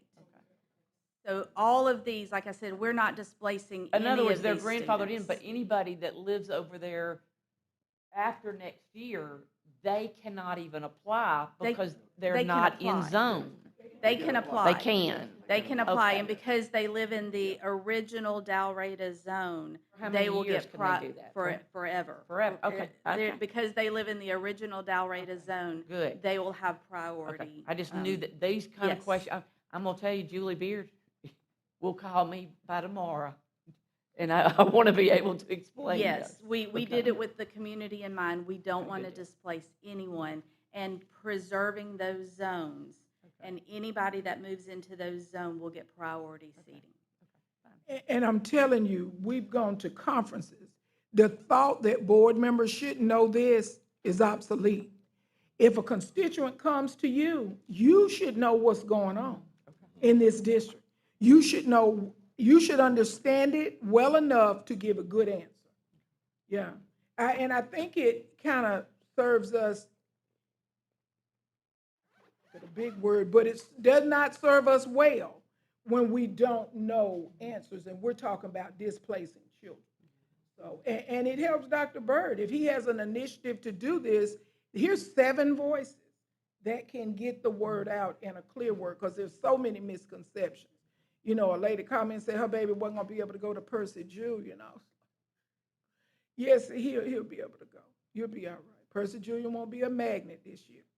That's coming later down the line. I don't know. I just said something. Okay, thank you. Okay, thank you so much. Thank you. You made it a lot more clear. All right, but I love the questions and because it helps us all to think. All right, unfinished business, we don't have any because Ms. Brown satisfied hers. Any other unfinished business that I did not note? Okay, very well. New business, we have a couple of things. One of the things, the board will be having a retreat February 26th. We're going to do as much as we can in one day from 8:30 until 3. And we'll be having breakfast. You'll be having breakfast and lunch with us. Also, and staff will be coming. You'll be hearing some more. Dr. Byrd is putting together an agenda. I'm hoping magnet will be on there to have some clear questions. We have some more things that I'll get with the board members. If you have something that we need to talk about at retreat, would you send that to me, please? Let's get it on the agenda. It's about the only time we can have a good discussion because we're not together, nor are we allowed to be. If somebody comes in and there's already three of us, four of us, we have to kick somebody out and hide from people behind bushes. And so retreat is a wonderful way. All right. Also, there will be a scheduled parent meeting for family engagement. I'll let you all know more than that because Ms. Hatch, I hope you can make it. Several other people can make it. I think we start a dialogue with these parents. We need them to be on board to let them know what's coming. That's anxiety. When I don't know which way my grandbabies are going, that creates a whole different level of anxiety for me. And Publix, I think, have limited the wine. So we want to be transparent with them. We want them to help us do what we need to do, but we need their babies. And in bringing that up, one of the things that I want to put as new business, and we'll start talking about at the retreat, is human barriers. I loved what Dr. Lashley did, and it reminded me it is time for us to look at human barriers, starting with ourselves. And let me tell you why I say that. We talk about attendance. We want children to come to school. What do we? Because we still sending them home because they're out of uniform. So it's time we take an internal look in what we allow and what we don't. I'm not trying to get them to break the rules, but I don't want to be a barrier to somebody's education. Can you imagine one of those children that stood before you, them missing academic time for clothing in 20-degree weather? So it's time we take a look at the human barriers. We take a look at policies. Are our policies set up for from our most vulnerable to those that will excel with or without a teacher? We have some babies teacher, it's just they're in a good environment, but they're going to get it whether there's a teacher there or not. So do our policies cover all of them? And we're going to take an internal look at that more. So we can have a good understanding as a board of where we're going. If the Dr. Bird, you and your team are going to be cohesive, we'll have to be a part of that cohesiveness in understanding where we go next and what is out there already. We have some policies on the board that hadn't been looked at since 1935, and those children are gone. So we need to it's a lot. It's a lot when you talk about all of the policies, but we need to start with the most recent and work our way back. And I think the teachers will appreciate that. I think the students will appreciate that. And this will be a board that they can count on to be their support. Okay? Madam Chair. Yes, ma'am. Thank you for saying that. You brought it home. If we are going to be a system that looks at systems thinking, then we need everybody. When we talk about bringing everybody to the table, this board is a part of that system. And I was going to ask that you ask for items for the retreat, for us to look at understanding systems thinking and how those ideas, those ideologies work for all educators. A lot of people, they put systems thinking in medical fields, engineering and all these. We are a system as well. So, if you'll put that on our agenda. I sure will. I just wrote that down now. Thank you. Make sure I send it to Dr. Bird, because if I'm a brand new teacher and I'm in a building and everybody else knows what they're doing, and I have 10 little Johnnies and 4 little somebody Susie's and Addison that won't be quiet, what do? Is there a system in place that assists me? And then if it is, who's responsible for getting it to me? And so I think we have that. I think we've not shared it, and sharing it, you all will see, is going to be the difference. It's going to, yes, ma'am. Okay. Me too. Just a, not a deep dive into it, but kind of like a discussion of another community partnership with possibly tutoring. Okay. Just some ideas that are coming up, and also an agricultural conversion. We did some studying on an agricultural conversion with, farming cows, all that kind of stuff. It would not really cost the system money, but as research, I think Ms. Cloud is the one that actually started looking at this. Alabama doesn't even have one of these, but yet most every other state does. And if we could just kind of poll it, get a count on like the interest level. Sure. It would, like, And I remember when Ms. Smith talked about this with her son coming from Alabama agriculture. Yeah. I want to, we've got, some of us have, we may not be here, and I want to make sure that we've made, I want to move on like we're not pressured at all. I think there's just some things that need to at least come to the table. And I think that community would embrace that. I do That's what too. they do. They're good at it. I do too. And yes, that's worth looking at. I have put that down. I've done a lot of research on it. I've shared with Dr. King today, helping him get this started With agriculture, with the transitional school for that purpose. I think we need to start with our middle school children. I think that would give them a hook on to, maybe they're interested in this subject matter, and that hands-on. And it would be, if you look at our initiatives, it's only going to add another initiative. It's going to add, because we would be one that houses this type thing. And like I said about tutoring, I was just looking at our academic scores. We actually increased this year to a 75C, and y'all know that.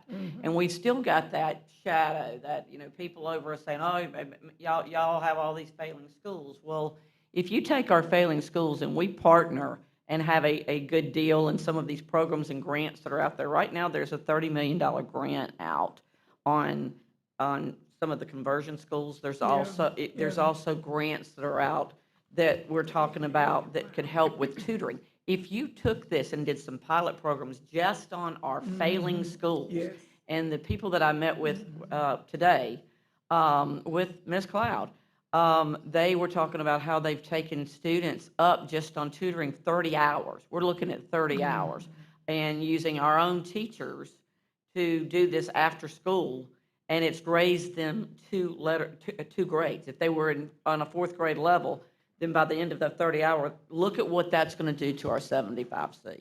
Even if you did a pilot study of, I'm sorry, Pam was bigger numbers than I was. She was looking at 100. I was looking at 25 per school, just because what if it didn't work? But I was looking at the cost, and it sounds big at first, but when you look at some of the contracts that we do all the time, it's really worth investigating. And we're, for the sake of time, we'll save this for the retreat, and that's wonderful. But as long as you ladies stay open to the fact that we'll listen, we'll weigh it, we know it's important. I was at the doctor's office today, and one of the nurses I recognized from being at urgent care, orthopedic urgent care. I was like, "Hi, aren't you a nurse over at the urgent care, but you're over here?" She talked about how, she said her family had to have the money, and how wonderful it was to find a part-time job that she had to have in her own field. Do you know how many teachers we have that go to Dillard's or go to Publix or go to have a part-time job in your own field that you don't have to retrain, you don't have to retest, you don't have, that's wonderful. Right. And the other thing I taught, just to throw it in there, we may not have time, but like it is a full day. I had shown Dr. Bird and you a couple of books that were children's books that fit right in with your little advisory, your student advisory and the mental illness day. It would be something that, if we had the time to tackle it and just at least discuss it and where it would work, I would like that to also be on there. It absolutely aligns. Okay, thank you. Yeah, and if you, can you email me and Yeah, I will. remind me though? Thank you. Yeah, because that, yeah. Yes, ma'am. That'll be great. Okay, but if you think of anything else, because we are done talking for the evening, because we are hungry and ready to go. I cannot Happy thank Valentine's you, to since it's everybody. Valentine's Day, let me say happy Valentine's Day. Happy Heart Day to all of you. Thank you so much to the staff that stay with us every month. And I know it gets long, I know it gets tedious, but we do thank you. We don't always say it. It doesn't always come to mind. Sometimes we think you're doing your job, but the passion and the purpose of doing the job, we thank you for. So good night, be safe, and we'll see you here March 10th, 2026. This meeting is now adjourned. There's a moment in every great story when someone decides that things must change, that our children deserve more, our families deserve more, and our schools deserve better. In Montgomery Public Schools, serving more than 25,000 students across Mr. 50 Jenkins. schools in Alabama's capital city, that moment came with a leader who didn't just bring a plan, he brought a purpose. In his first 100 days, Superintendent Dr. Zychaeus Byrd refused to lead from behind a desk. He walked, he listened, he showed up, school by school, hallway by hallway, looking into the eyes of people who make the system breathe. He sat beside students as they shared their dreams.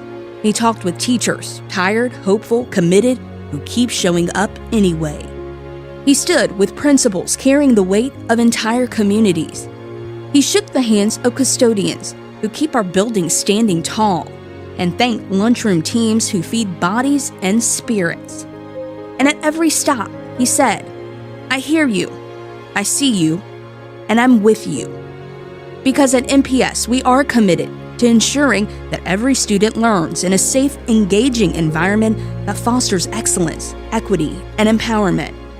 A commitment like that cannot be written in a conference room. It must be written in the real world, in classrooms, cafeterias, buses, ball fields, and neighborhoods in the heartbeat of Montgomery. This is more than a school system. This is a family, a community, a future rising. Montgomery Public Schools is stepping forward with heart, with purpose, and with an unwavering belief that our children can win, our staff can thrive, and our community can rise together. This 100-day plan is not the finish line. It is just the start, the beginning of a new chapter built on service, connection, and a promise that every child in Montgomery will have the opportunity to soar. Because when a leader listens, when a community comes together, when a school system finds its courage, the story changes, the future changes, and the victory belongs